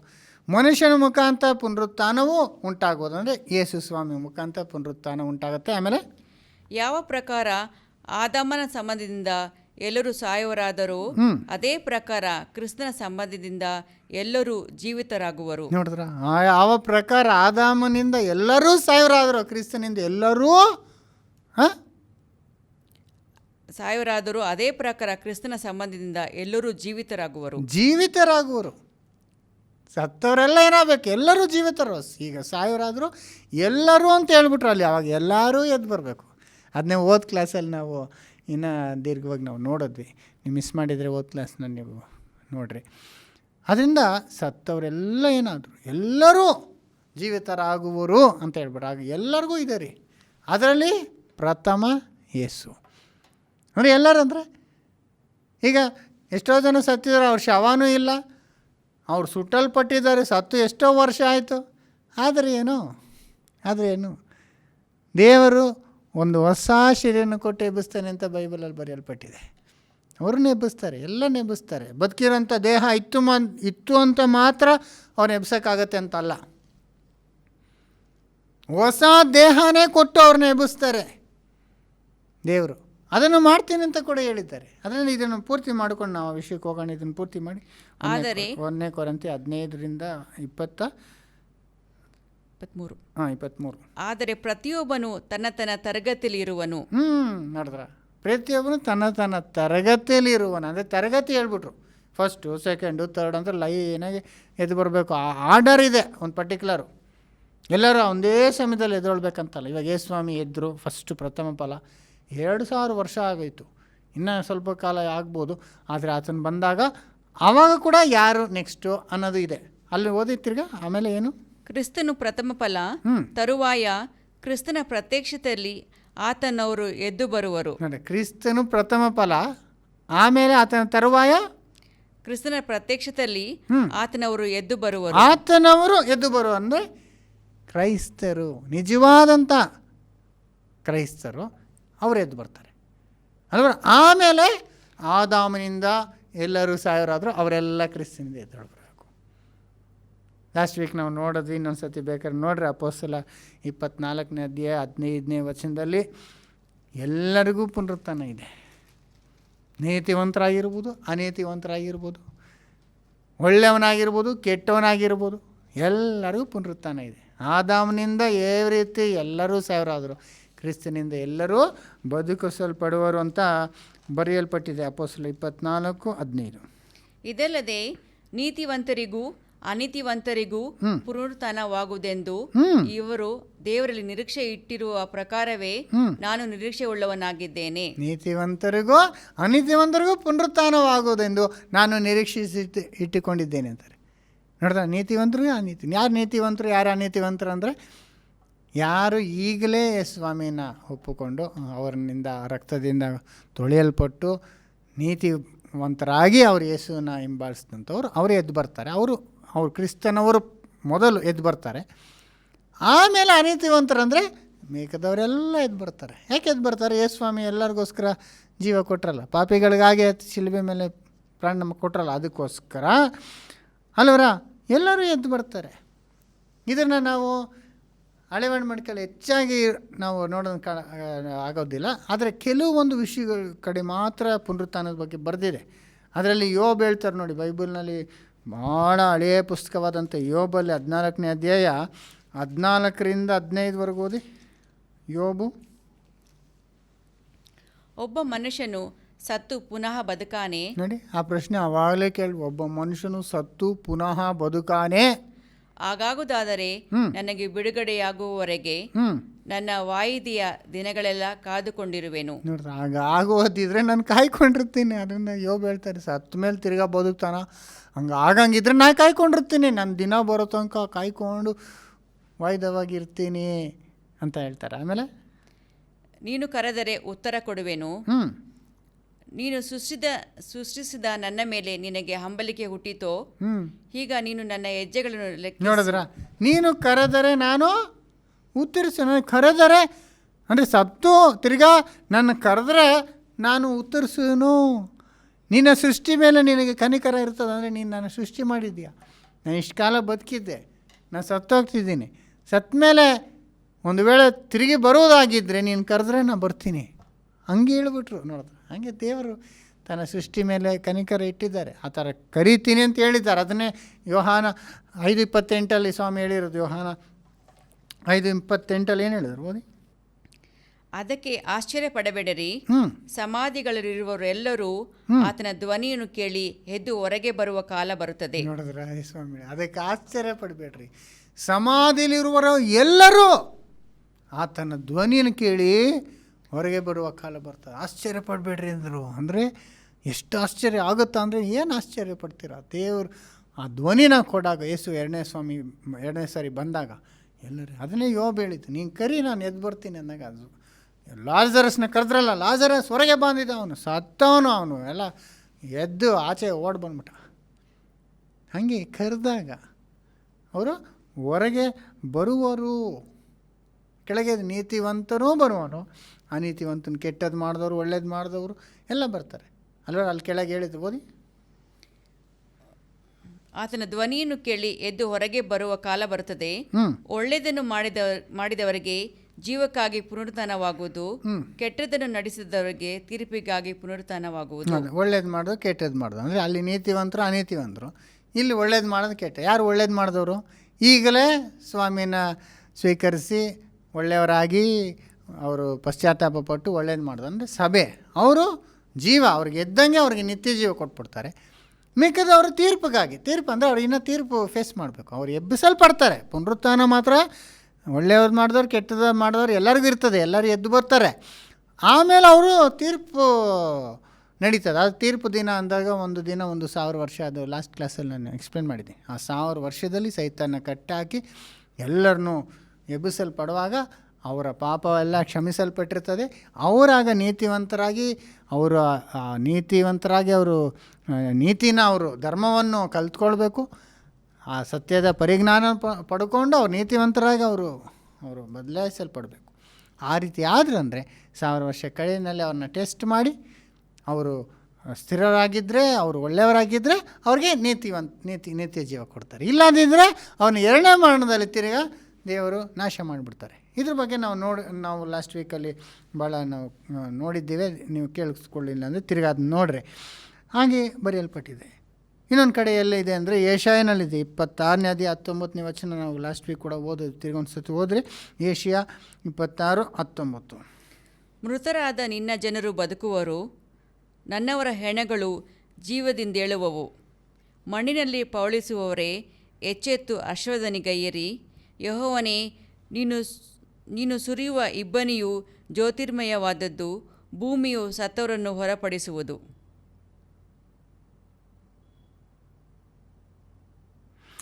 ಇದನ್ನೇ ನಾವು ದಾನಿಯಲ್ ಕೂಡ ಹೇಳೋದು ನೋಡಿದ್ದೀವಿ. ದಾನಿಯಲ್ 12ನೇ ಅಧ್ಯಾಯ 1-7 ಓದಿ. ದಾನಿಯಲ್ನೇ ಅಧ್ಯಾಯದಲ್ಲಿ 12ನೇ ಅಧ್ಯಾಯ. ನಿನ್ನ ಜನರ ಪಕ್ಷವನ್ನು ಹಿಡಿದಿರುವ ಮಹಾಪಾಲಕನಾದ ಮಿಕಾಯೇಲನು ಆ ಕಾಲದಲ್ಲಿ ಹೇಳುವನು. ನೋಡಿದ್ರಾ? ಹಾಂ. ಮೊಟ್ಟ ಮೊದಲು ಜನಾಂಗವು ಉಂಟದಂದಿನಿಂದ ಅಂದಿನವರೆಗೂ ಸಂಭವಿಸದಂಥ ಸಂಕಟವು ಸಂಭವಿಸುವುದು. ಅದೇ ಇದು ಇವಾಗ ನಮ್ಮ ಕಾಲಕ್ಕೆ ಬಂದ್ಬಿಟ್ರು. ಇದು ಯಾವಾಗ ನಡೀತದೆ, ಅವ್ರು ಯಾವಾಗ ಬರ್ತಾರೆ, ಯಾವಾಗ ಆತನು ಧ್ವನಿ ಕೊಟ್ಟು ಸಮಾಧಿಲಿರೋಲ್ಲ ಯಾವಾಗ ಎದ್ದು ಬರ್ತಾರೆ ಅಂದರೆ ಅಂತ್ಯದಲ್ಲಿ. ಆಗ ಲಾಜರಸ್ ಸತ್ತಾಗಲೂ ಮಾರ್ತಾ ಏನಂದ್ಲು, ನಿನ್ನ ತಮ್ಮ ಎದ್ದು ಬರ್ತಾನೆ ಅಂತ ಹೇಳಿದಾಗ ಅವ್ನಿಗೆ ಗೊತ್ತು ಆ ಕಡೇ ದಿನದಲ್ಲಿ ಬರ್ತಾನೆ ಅಂತ ನನಗೆ ತಿಳಿದಿದೆ ಅಂದಲ್ಲ. ಹಾಗೆ ಕಡೇ ದಿನದಲ್ಲೇ ಇವಾಗ ನಾವು ಕಡೇ ದಿನದಲ್ಲಿ ಬಂದುಬಿಟ್ಟಿದ್ದೀವಿ. ಈಗೇನಾಗತ್ತೆ, ಇದುವರೆಗೂ ಆಗದಂಥ ಮಹಾ ಸಂಕಟವು ಭೂಮಿ ಮೇಲೆ ಬರಲಿಕ್ಕಿದೆ. ಇದುವರೆಗೂ ಮುಂಚೆನೂ ಆಗಿಲ್ಲ, ಆಮೇಲೆ ಆಗೋದಿಲ್ಲ ಅಂಥ ಸಂಕಟ ಇವಾಗ ಆಲ್ರೆಡಿ ಪ್ರಾರಂಭ ಆಗಿದೆ ಅಲ್ವಾ. ಅದನ್ನೇ ನಾವು ನೋಡ್ತೀವಿ, ಎಲ್ಲಿ ನೋಡಿದ್ರು ಸಾವು. ಕುಟುಂಬದಲ್ಲಿ ಎಷ್ಟೋ ಜನ ಸಾಯ್ತಾರೆ, ಒಬ್ಬರು ಇಬ್ಬರು ಇಡೀ ಕುಟುಂಬನೇ ಸಾಯುವಂಥವ್ರಾಗ್ಬಿಟ್ಟಿದ್ದಾರೆ ಈ ಕೊರೋನಾ ವ್ಯಾಧಿಯಿಂದ. ಎಷ್ಟು ಸಾವುಗಳು ಈ ಥರ ಯಾವಾಗಲೂ ಆಗಿಲ್ಲ ರೀ. ಈ ಸುತ್ತಮುತ್ತ ನಮ್ಗೆ ಗೊತ್ತಿರೋರಲ್ಲಿ ಪ್ರತಿಯೊಂದಿನ ಇವ್ರು ಸತ್ರು, ಅವ್ರು ಸತ್ರು, ಇವ್ರು ಹಾಸ್ಪಿಟ್ಲಲ್ಲಿದ್ದಾರೆ, ಅವ್ರ ಹಾಸ್ಪಿಟ್ಲ್ಗಾಗಿ ಹುಡುಕಾಡ್ತಿದ್ದಾರೆ. ಪ್ರತಿಯೊಂದು ದಿವಸ ಇದೇ ಆಗ್ಬಿಟ್ಟಿದ್ದಾರೆ. ಪ್ರತಿಯೊಂದು ದಿವಸ ಈ ಒಂದೇ ನಾವು ನೋಡ್ತಿದ್ವಿ. ಯಾಕಂದರೆ ಮಹಾ ಸಂಕಟದ ಕಾಲ ಹತ್ರ ಬರೋದ್ರಿಂದ ಇದೆಲ್ಲ ಪ್ರಾರಂಭ, ಇದೆಲ್ಲ ಅಂತ್ಯಕ್ಕೆ ಇದೆಲ್ಲ ಪ್ರಾರಂಭ ಆಗ್ತಿದೆ. ಆಗ ಏನಂದರು, ಮಿಕಾಯೇಲನು ತನ್ನ ಜನಗಳ ಪಕ್ಷಕ್ಕಾಗಿ ನಿಲ್ಲುವನು. ಮಿಕಾಯೇಲ್ ಅಂದರೆ ಅಲ್ಲಿ ಕರ್ತನಾದ ಯೇಸು ಸ್ವಾಮಿ ಬಂದು ತನ್ನ ಜನಗಳಂದರೆ ಇಸ್ರಾಯೇಲ್ಗಾಗಿ ನಿಲ್ತಾರೆ. ಅಂದರೆ ಇಸ್ರಾಯೇಲ್ಗಾಗಿ ಪರವಾಗಿ ಆತನು ಹೋರಾಟ ಮಾಡ್ತಾರೆ. ಯಾಕಂದರೆ ಕಡೆ ಒಂದು ಯುದ್ಧ ಆಗುವಾಗ ಎಲ್ಲ ಜನಗಳು ಇಸ್ರಾಯೇಲ್ಗೆ ವಿರುದ್ಧವಾಗಿ ಬರುವಾಗ ಇಸ್ರಾಯೇಲ್ಗಾಗಿ ದೇವರು ನಿಂತು ಆತನು ಹೋರಾಡುವಂಥದ್ದು. ಅದನ್ನು ಈಗ ಆಲ್ರೆಡಿ ಇಸ್ರಾಯೇಲಲ್ಲಿ ನೋಡ್ತಾ ಇದ್ದೀವಿ. ಮೊನ್ನೆಯಿಂದ ನೋಡಿದಾಗ ಈ ಗಾಜಾಯಿಂದ ಇವರು ರಾಕೆಟ್ಗಳನ್ನ ಇಸ್ರಾಯೇಲ್ ಮೇಲೆ ಕಳಿಸ್ತಾನೇ ಇದ್ದರು. ಇಸ್ರಾಯೇಲು ಈಗ ತಿರ್ಗಾ ವಾಪಸ್ಸು ಸ್ಟ್ರೈಕ್ ಮಾಡಿ ಏನೇನೋ ನೋಡಿದಾಗ ನೆತನ್ಯಾಹು ಪ್ರೈಮ್ ಮಿನಿಸ್ಟರ್ ಇಸ್ರಾಯೇಲ್ಗೆ ಅವ್ರು ಹೇಳಿರೋದು, ಅವರು ಈಗ ನಾವು ಸ್ಟಾಪ್ ಮಾಡಲ್ಲ, ನೀವು ನಿಲ್ಲಿಸೋ ತನಕ ನಮ್ಮ ಬಿಡಲ್ಲ, ನಾವು ಗಾಜಾನ ತಿರ್ಗಾ ನಾವು ಆಕ್ರಮ ಮಾಡ್ಕೊಂಡ್ಬಿಡ್ತೀವಿ ಅನ್ನೋ ಒಂದು ಬೆದರಿಕೆ ಕೂಡ ಕೊಟ್ಟು ಪ್ರಾರಂಭ ಆಗಿದ್ದಾರೆ. ಈಗ ಏನಾಗ್ತದೋ ಅನ್ನೋದನ್ನ ನಾವೆಲ್ಲ ಅಬ್ಸರ್ವ್ ಮಾಡ್ತಾಯಿದ್ದೀವಿ. ಆದರೆ ಒಂದು ಮಾತ್ರ ನಿಜ, ಮಿಕಾಯೇಲನ್ನು ಇಸ್ರಾಯೇಲ್ ಪರವಾಗಿ ನಿಲ್ಲೋರಾಗಿರ್ತಾರೆ ಅನ್ನೋದು ನಾವು ನೋಡಿದ್ರೆ. ಈ ಅಂತ್ಯ ಆದಮೇಲೆ ಏನಾಗುತ್ತೆ ಅನ್ನೋದು ನೆಕ್ಸ್ಟ್ ಹೇಳಿದ್ದಾರೆ, ಓದಿ. ಅಂದಿನವರೆಗೆ ಸಂಭವಿಸಿದಂಥ ಸಂಕಟವು ಸಂಭವಿಸುವುದು. ಆಗ ನಿನ್ನ ಜನರೊಳಗೆ ಯಾರ ಹೆಸರುಗಳು ಜೀವಬಾಧಿರ ಪಟ್ಟಿಯಲ್ಲಿ ಸಿಕ್ಕುವವೋ ಅವರೆಲ್ಲರೂ ರಕ್ಷಿಸಲ್ಪಡುವರು. ನೋಡ್ತಾರೆ, ಆಗ ನಿಜವಾಗ್ಲೂ ನಾವು ದೇವ್ರ ಮಕ್ಕಳಾಗಿದ್ದರೆ ಆಗ ನಾವು ರಕ್ಷಿಸಲ್ಪಡುವರು. ಮಹಾ ಸಂಕಟ ಬರ್ತದಲ್ಲ, ಅದೇ ಸ್ವಾಮಿ ಹೇಳಿದ್ದು, ದೆವ್ವಗಳು ನಮಗೆ ಅಧೀನವಾಗಿದೆ ಅಂದರೆ ನೀವು ಸಂತೋಷ ಪಡಬೇಡ್ರಿ, ನಿಮ್ಮ ಹೆಸರುಗಳು ಪರಲೋಕದಲ್ಲಿ ಬರೆಯಲ್ಪಟ್ಟಿದೆ ಅನ್ನೋ ವಿಷಯಕ್ಕಾಗಿ ನೀವು ಸಂತೋಷ ಪಡ್ರಿ. ನಾವು ನಿಜವಾಗ್ಲೂ ದೇವರಿಗೆ ಸಮರ್ಪಣೆ ಮಾಡಿಕೊಂಡು ದೇವರಿಗೆ ಭಯಭಕ್ತಿಯಿಂದ ನಾವು ಜೀವಿಸ್ತಿದ್ರೆ ಆಗ ನಮ್ಮ ಹೆಸರು ಬರೆಯಲ್ಪಟ್ಟಿದೆ ಅಂತ ಅಂಥವ್ರನ್ನ ದೇವ್ರು ರಕ್ಷಿಸ್ತಾರೆ ಅಂತ ದೇವ್ರು ಹೇಳಿದ್ದಾರೆ. ಆಮೇಲೆ ಧೂಳಿನ ನೆಲದೊಳಗೆ ದೀರ್ಘ ನಿದ್ರೆ ಮಾಡುವವರಲ್ಲಿ ಅನೇಕರು ಎಚ್ಚೆತ್ತು ಕೆಲವರು ನಿತ್ಯ ಜೀವವನ್ನು, ಕೆಲವರು ನಿಂದನ ನಿತ್ಯ ತಿರಸ್ಕಾರಗಳನ್ನು ಅನುಭವಿಸುವರು. ಭೂಮಿಯಲ್ಲಿ ಏನಾಗಿದೆ, ದೀರ್ಘ ನಿದ್ರೆನೇ ಸಾವನ್ನೋದೊಂದು ನಿದ್ರೆ, ದೀರ್ಘ ನಿದ್ರೆ, ಸ್ವಲ್ಪ ಕಾಲ ಇರ್ತದೆ ನಿದ್ರೆ. ಆದರೆ ಎಲ್ಲರೂ ಎದ್ದು ಬರು ತಿರುಗೋದನ್ನು ಧೂಳಿನ ನೆಲದೊಳಗೆ ದೀರ್ಘ ನಿದ್ರೆ ಮಾಡುವವರಲ್ಲಿ ಅನೇಕರು ಎಚ್ಚೆತ್ತು ಕೆಲವರು ನಿತ್ಯ ಜೀವವನ್ನು, ಕೆಲವರು ನಿಂದನ ನಿತ್ಯ ತಿರಸ್ಕಾರಗಳನ್ನು ಅನುಭವಿಸುವರು. ಎಲ್ಲ ಎದ್ದು ಬರ್ತಾರೆ. ಆಗ ಕೆಲವರು ನಿತ್ಯ ಜೀವಕ್ಕಾಗಿ, ಅಂದರೆ ಅದೇ ನಾನು ಹೇಳಿದ್ನಲ್ಲ, ಈಗಲೇ ಅವರು ಪಶ್ಚಾತ್ತಾಪ ಪಟ್ಟು ಅವರು ಒಳ್ಳೆಯವರಾಗಿ ಯೇಸು ಸ್ವಾಮಿನ ಹಿಂಬಾಡಿಸಿ ಅವ್ರು ದೇವ್ರ ಮಕ್ಕಳನ್ನಂಥವರು ನಿತ್ಯ ಜೀವ ಕೊಟ್ಬಿಡ್ತಾರೆ ಅವ್ರಿಗೆ. ಯಾಕಂದರೆ ಅವರು ಯೇಸು ಜೊತೆಗೆ ಆಳ್ವಿಕೆ ಮಾಡಬೇಕಲ್ಲ 1000 ವರ್ಷ. ಅವ್ರಿಗೆ ಇವಾಗಲೇ ಟೆಸ್ಟ್ ಅಲ್ಲ, ಇವಾಗಲೇ ಪರೀಕ್ಷೆ, ಅವರಿಗೆ ಪುನರುತ್ಥಾನ ಆಗಿದೆ, ಅವರಿಗೆ ನಿತ್ಯ ಜೀವ ಕೊಟ್ಬಿಡ್ತಾರೆ. ಆದರೆ ಮಿಕ್ಕಿದವರಿಗೆ ಅವರು ಟೆಸ್ಟ್ ಮಾಡ್ತಾರೆ ದೇವರು. ಆಗ ಅನೇಕರಿಗೆ ನಿಂದನಾ ತಿರಸ್ಕಾರ ಅನ್ಬೇಕಂದ್ರೆ ಕೆಲವರೆಲ್ಲ ಮೋಸ ಮಾಡಿಕೊಂಡು ಅನೇಕರಿಗೆ ಹಿಂಸೆ ಮಾಡಿಕೊಂಡು ಇವಾಗ ಹೋಗ್ಬಿಟ್ಟಿದ್ದಾರಲ್ಲ, ಅವ್ರು ಎದ್ದು ಬಂದಾಗ ಅವ್ರು ಮಾಡಿರೋ ತಪ್ಪುಗಳನ್ನೆಲ್ಲ ಅವರು ಫೇಸ್ ಮಾಡಬೇಕು, ಒಪ್ಕೊಳ್ಬೇಕಾಗತ್ತೆ. ಈ ಕಾಲದಲ್ಲಿ ಎಷ್ಟು ಜನ ನಾಯಕರುಗಳು ಜನಗಳನ್ನ ಮೋಸ ಮಾಡಿ ದುಡ್ಡುಗಳು ತಗೊಂಡು ಎಷ್ಟೋ ಜನ ಸಾಯೋದಕ್ಕೆ ಕಾರಣ ಆಗಿದ್ದಾರಲ್ವ ಈ ನಮ್ಮ ಕಾಲದಲ್ಲಿ. ಅಂಥವ್ರು ಎಲ್ಲಿ ಹೋದಂಗೆನಾ ಇಲ್ಲ, ಈಗ ತಪ್ಪಿಸ್ಕೋಬೋದು, ಪುನರುತ್ಥಾನದಲ್ಲಿ ಎದ್ದು ಬರ್ತಾರೆ. ಅವರೆಲ್ಲರ ಮುಂದೆ ಅವ್ರು ಮಾಡಿದ ತಪ್ಪು ಗೊತ್ತಾಗ್ತದೆ. ಆಗ ಅದನ್ನು ಒಪ್ಪಿಕೊಳ್ಬೇಕು. ಆಗ ಅವ್ರಿಗೂ ಒಂದು ಅವಕಾಶ ಕೊಡ್ತಾರೆ, ಪಾಪ ಕ್ಷಮಾಪಣೆ ಇರ್ತದೆ. ಯಾಕಂದರೆ ಅವ್ರಿಗೆ ದೇವ್ರ ಬಗ್ಗೆ ಗೊತ್ತಿಲ್ಲದಿರ ಅವರು ಇದೆಲ್ಲ ಮಾಡಿದ್ದಾರೆ.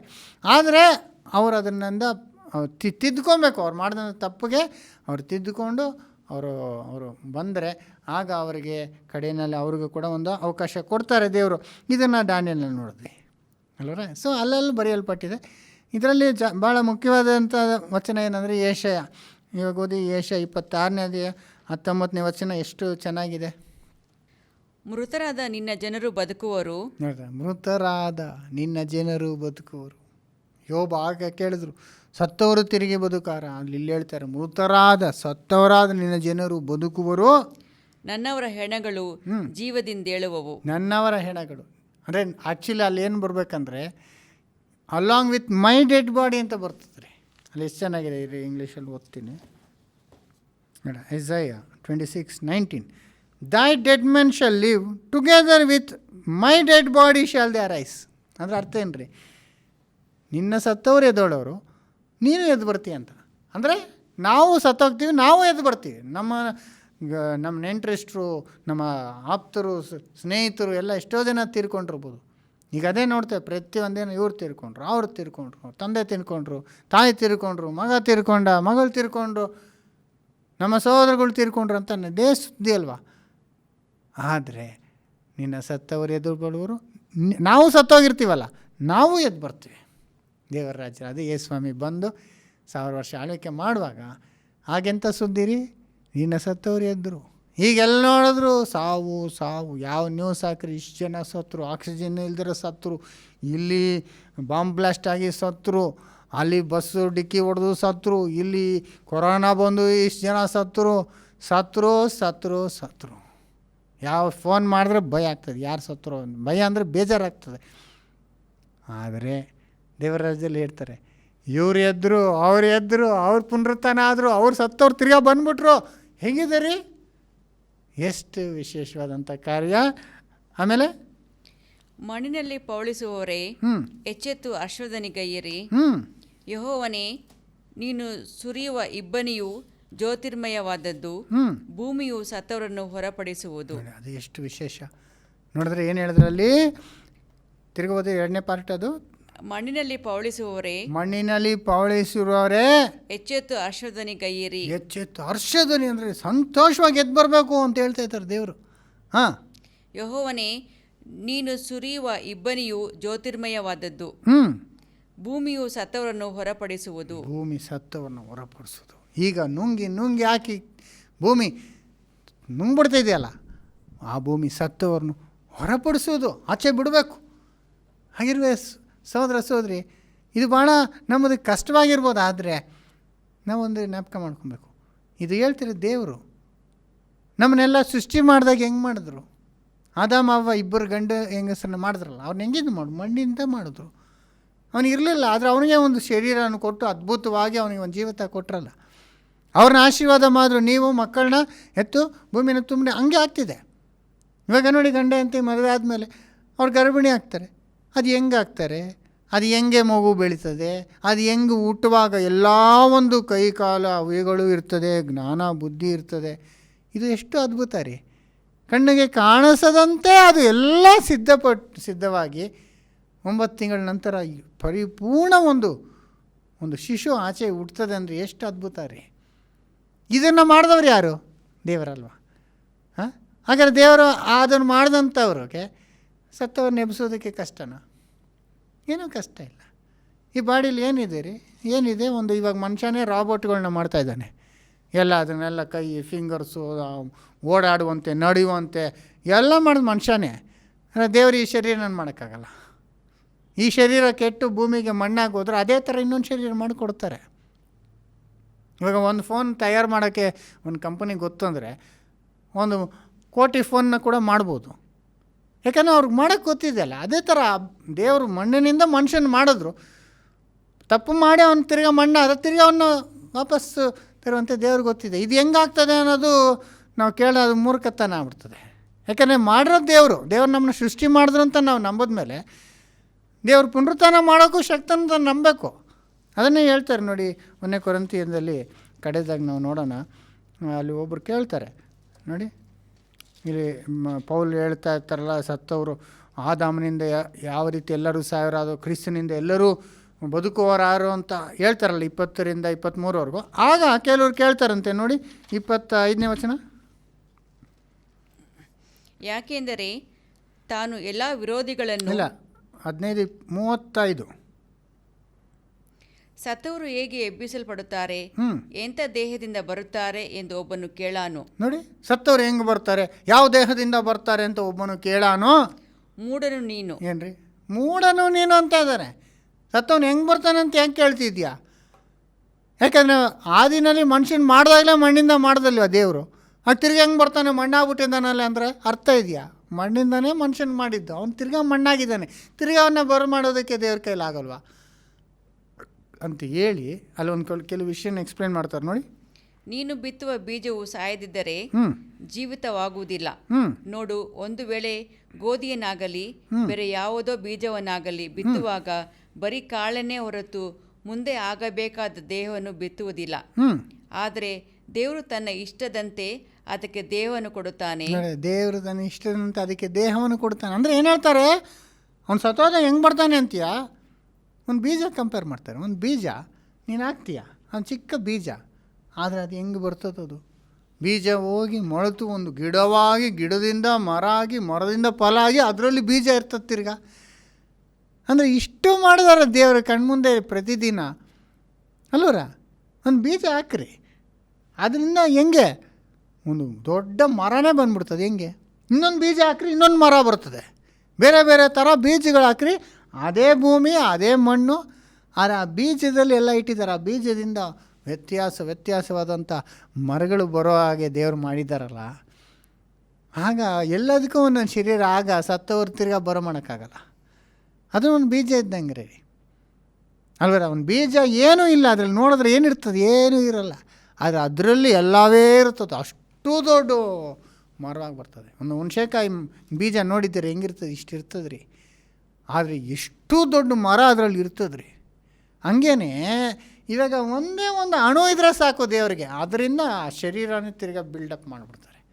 ಆ ಒಂದೊಂದು ಅಣುಗಳಲ್ಲೂ ದೇವರು ಎಲ್ಲ ಡೀಟೇಲ್ಸ್ ಇಟ್ಟಿದ್ದಾರೆ. ಅದನ್ನು ಇವಾಗ ನಾವು DNA ಅಂತ ಹೇಳ್ತೀವಲ್ಲ, DNA thousands and thousands of pages of information about that person. ಆ ಮನುಷ್ಯನ ಬಗ್ಗೆ ಎಲ್ಲ ಇರ್ತದಂತೆ. ಹೈಟು, ವೆಯ್ಟು, ಅವನ ಕೋಡು, ಅವನದು ಎಲ್ಲ ಇರ್ತದಂತೆ ದೇವರು. ಆ ಒಂದಿಟ್ರೆ ತಿರ್ಗಾ ಆ ಬಾಡಿನೇ ತಿರ್ಗಾ ತಂದುಬಿಡ್ತಾರೆ, ಅದೇ ಬಾಡಿ. ಆಮೇಲೆ ಮೆಮೊರಿ ಏನು ರೀ? ಜ್ಞಾಪಕ.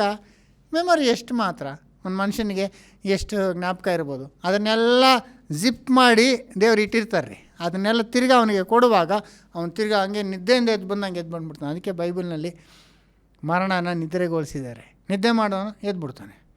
ನಿದ್ದೆ ಮಾಡುವಾಗ ಏನೂ ಗೊತ್ತಿಲ್ಲ, ಎದ್ದು ಬಂದಾಗ ಎಲ್ಲ ಜ್ಞಾಪಕ ಇರ್ತದೆ. ಹಂಗೇ ಸತ್ತವ್ರು ಏನೂ ಮರೆಯೋದಿಲ್ಲ. ಎದ್ದು ಬಂದಾಗ ಅವರಿಗೆಲ್ಲ ಗೊತ್ತಿರ್ತದೆ. ಹಂಗೆ ಸತ್ಯವೇದ ಹೇಳ್ತದೆ, ಒಂದು ಬೀಜನಲ್ಲಿ ಅವನು ಯಾವ ಥರ ಗಿಡ ಬರ್ತದೋ ಹಂಗೆ ದೇವರಾಗ ಅವನ್ನ ಎಬ್ಬಿಸ್ತಾರೆ ಅಂತೇಳಿ. ಆಮೇಲೆ ಒಂದೊಂದು ಬೀಜಕ್ಕೆ ಅದರ ದೇಹವನ್ನು ಕೊಡುತ್ತಾನೆ. ಎಲ್ಲ ಶರೀರಗಳು ಒಂದೇ ವಿಧವಾದುಗಳಲ್ಲ. ಇದೆಲ್ಲ ಹೇಳ್ಕೊಂಬಂದು 40 ಓದಿ. ಇದಲ್ಲದೆ ಪರಲೋಕದ ದೇಹಗಳು ಉಂಟು, ಭೂಲೋಕದ ದೇಹಗಳು ಉಂಟು. ಆದರೆ ಪರಲೋಕದ ದೇಹಗಳ ಮಹಿಮೆ ಬೇರೆ, ಭೂಲೋಕದ ದೇಹಗಳ ಮಹಿಮೆ ಬೇರೆ. ದೇಹಗಳಲ್ಲಿ ವ್ಯತ್ಯಾಸ ಇದೆ. ಅಂದರೆ ಪ್ರಾಣಿಗಳಲ್ಲಿ ಬೇರೆ ಬೇರೆ ದೇಹಗಳಿದೆ. ದೇವರು ಹಂಗೆ ಇಟ್ಟಿದ್ದಾರೆ. ಮನುಷ್ಯನಿಗೆ ಒಂದು ದೇಹ ಕೊಟ್ಟಿದ್ದಾರೆ, ಅದು ದೇವರಿಗೆ ಚೆನ್ನಾಗಿ ಗೊತ್ತು. ಆಮೇಲೆ ಪರಲೋಕದ ಭಾವಗಳವರು ಇದ್ದಾರೆ, ಭೂಲೋಕದವರು ಇದ್ದಾರೆ. 40ನೇ ಓದ್ತಿರ್ಗ. ಇದಲ್ಲದೆ ಪರಲೋಕದ ದೇಹಗಳು ಉಂಟು, ಪರಲೋಕದ ದೇಹಗಳು ಉಂಟು, ಭೂಲೋಕದ ದೇಹಗಳು ಭೂಲೋಕದ ದೇಹಗಳು ಉಂಟು. ಪರಲೋಕದಂದರೆ ಅದೇ ದೇವದೂತರು. ದೇವದೂತನ ಹೆಂಗೆ ಮಾಡಿದ್ದಾರೆ? ಮನುಷ್ಯನಿಗಿಂತ ಇನ್ನೂ ಹೆಚ್ಚಾದ ಒಂದು ಲೆವೆಲಲ್ಲಿ ಮಾಡಿದ್ದಾರೆ. ಮನುಷ್ಯನ ಅವ್ರಿಗಿಂತ ಸ್ವಲ್ಪ ಕಡಿಮೆ ನಾವು ಇದ್ದೀವಿ. ಮನುಷ್ಯ ಹಿಂಗಿದ್ದೀವಿ, ರಕ್ತ, ಮಾಂಸ, ಮೂಳೆ, ನರಗಳು, ಈ ಥರ ಈ ಒಂದು ಶರೀರದಲ್ಲಿ ಇದ್ದೀವಿ. ದೇವದೂತರು ಬೇರೆ ಒಂದು ಮೆಟೀರಿಯಲಲ್ಲಿ ಅವ್ರನ್ನ ಮಾಡಿದ್ದಾರೆ ಅಲ್ವರ. ಅದನ್ನು ವ್ಯತ್ಯಾಸ ಹೇಳ್ತಾರೆ. ಆಮೇಲೆ ಆದರೆ ಪರಲೋಕದ ದೇಹಗಳ ಮಹಿಮೆ ಬೇರೆ, ಭೂಲೋಕದ ದೇಹಗಳ ಮಹಿಮೆ ಬೇರೆ. ಸೂರ್ಯನ ಮಹಿಮೆ ಒಂದು ವಿಧ, ಚಂದ್ರನ ಮಹಿಮೆ ಮತ್ತೊಂದು ವಿಧ, ನಕ್ಷತ್ರಗಳ ಮಹಿಮೆ ಇನ್ನೊಂದು ವಿಧ. ಮಹಿಮೆಯಲ್ಲಿ ಒಂದು ನಕ್ಷತ್ರಕ್ಕೂ ಇನ್ನೊಂದು ನಕ್ಷತ್ರಕ್ಕೂ ಹೆಚ್ಚು ಕಡಿಮೆ ಉಂಟಷ್ಟೇ. ಎಲ್ಲ ಬೇರೆ ಬೇರೆ ಮಹಿಮೆಗಳು ವೆಚ್ಚ ಇದೆಲ್ಲ ದೇವರು ಸೃಷ್ಟಿ ಮಾಡಿದ್ದಾರೆ ಅಂತ ಹೇಳಿ ಇದೆಲ್ಲ ಏನು ಕೇಳ್ತಿದ್ದಾರೆ? ಈ ಗಿಡಗಳು, ಪ್ರಾಣಿಗಳು, ಮನುಷ್ಯರು, ದೇವದೂತರೆಲ್ಲ ಹೇಳ್ಬಿಟ್ಟು ಆ ಮಹಿಮೆಗಳಲ್ಲಿ ವ್ಯತ್ಯಾಸ ಇದೆ ಅಂತ ಹೇಳಿ ಏನು ಹೇಳ್ತಿದ್ದಾರೆ? 42ನೇ ವಚನ, ಸತ್ತವರಿಗಾಗುವ ಪುನರುತ್ಥಾನವು ಅದೇ ಪ್ರಕಾರವಾಗಿರುವುದು. ಸತ್ತವರ ಪುನರುತ್ಥಾನ ಅದೇ ಪ್ರಕಾರ ಅಂತಿದ್ದಾರೆ. ಅಂದರೆ ಪುನರುತ್ಥಾನ ಆಗುವಾಗ ಎಲ್ಲ ಒಂದೇ ಲೆವೆಲಲ್ಲಿ ಬರೋಲ್ಲ, ಬೇರೆ ಬೇರೆ ಮಹಿಮೆಯಲ್ಲಿ ಬರ್ತಾರೆ. ಅದನ್ನು ಹೇಳ್ತಿದ್ದಾರೆ. ಸತ್ತವರೆಲ್ಲ ಭೂಮಿನಲ್ಲಿ ಬರುವಂಥ ಮನುಷ್ಯರು, ಎಲ್ಲ ಜನಗಳು ಅನೀತಿವಂತರು ಅಂತ ಹೇಳಿದ್ವಲ್ಲ, ಲೋಕದ ಸರ್ವ ಜನಾಂಗಗಳು, ಅವ್ರು ಹೆಂಗೆ ಸತ್ತರು ಹಂಗೆ ಬರ್ತಾರೆ. ಆದರೆ ದೇವರಿಗಾಗಿ ಜೀವಿಸಿ ಪ್ರಾಣ ಕೊಟ್ಟಂಥ ಮಕ್ಕಳು ಮಹಿಮೆ ಶರೀರದಲ್ಲಿ ಬರ್ತಾರೆ. ಆದರೆ ಎಲ್ಲರಿಗೂ ಪುನರುತ್ಥಾನ ಮಾತ್ರ ಇದೆ. ಅದನ್ನೇ ಹೇಳಿದ್ದು, ಕ್ರಿಸ್ತನು ಪ್ರಥಮ ಫಲ, ಆಮೇಲೆ ಆತನವರು, ಆಮೇಲೆ ಆದಮನಿಂದ ಸತ್ತವರೆಲ್ಲ ತನ್ನ ತರಗತಿಯಲ್ಲಿ ಎಲ್ಲ ಎದ್ದು ಬರ್ತಾರೆ ಅನ್ನೋದನ್ನ ಮಾತ್ರ ಬೈಬಲ್ನಲ್ಲಿ ಎಷ್ಟು ಸ್ಪಷ್ಟವಾಗಿ ಹೇಳಲ್ಪಟ್ಟಿದೆ. ಆದ್ದರಿಂದ ಸಹೋದರ ಸಹೋದರಿ, ಈಗ ನಾವು ಎಲ್ಲಿ ನೋಡಿದ್ರು ಮರಣ, ದುಃಖ. ಒಂದು ವೇಳೆ ನಮಗೆ ಗೊತ್ತಿರೋರೆ, ನಮಗೆ ಆಪ್ತರಾಗಿರೋರೆ, ಭಾಳ ಬೇಕಾದವರೇ ತೀರ್ಕೊಂಡ್ರು. ನಮಗೆ ಒಂದು ವಿಶೇಷವಾದಂಥ ಒಂದು ನಂಬಿಕೆ ಕೊಟ್ಟಿದ್ದಾರೆ. ಸತ್ತವರು ಅದೇ ವ್ಯಕ್ತಿಯಾಗಿ ತಿರ್ಗಾ ದೇವರ ರಾಜ್ಯದಲ್ಲಿ ಎದ್ದು ಬರ್ತಾರೆ. ಸತ್ತವರು ಕೆಲವರು ಮಾತ್ರ, ಎಲ್ಲರೂ ಎದ್ದು ಬರ್ತಾರೆ. ಭೂಮಿ ಸತ್ತವ್ರನ್ನು ಹೊರಪಡಿಸೋದು ಆ ಕಾಲ ಎಷ್ಟೋ ಹತ್ತಿರ ಆಗ್ತಿದೆ.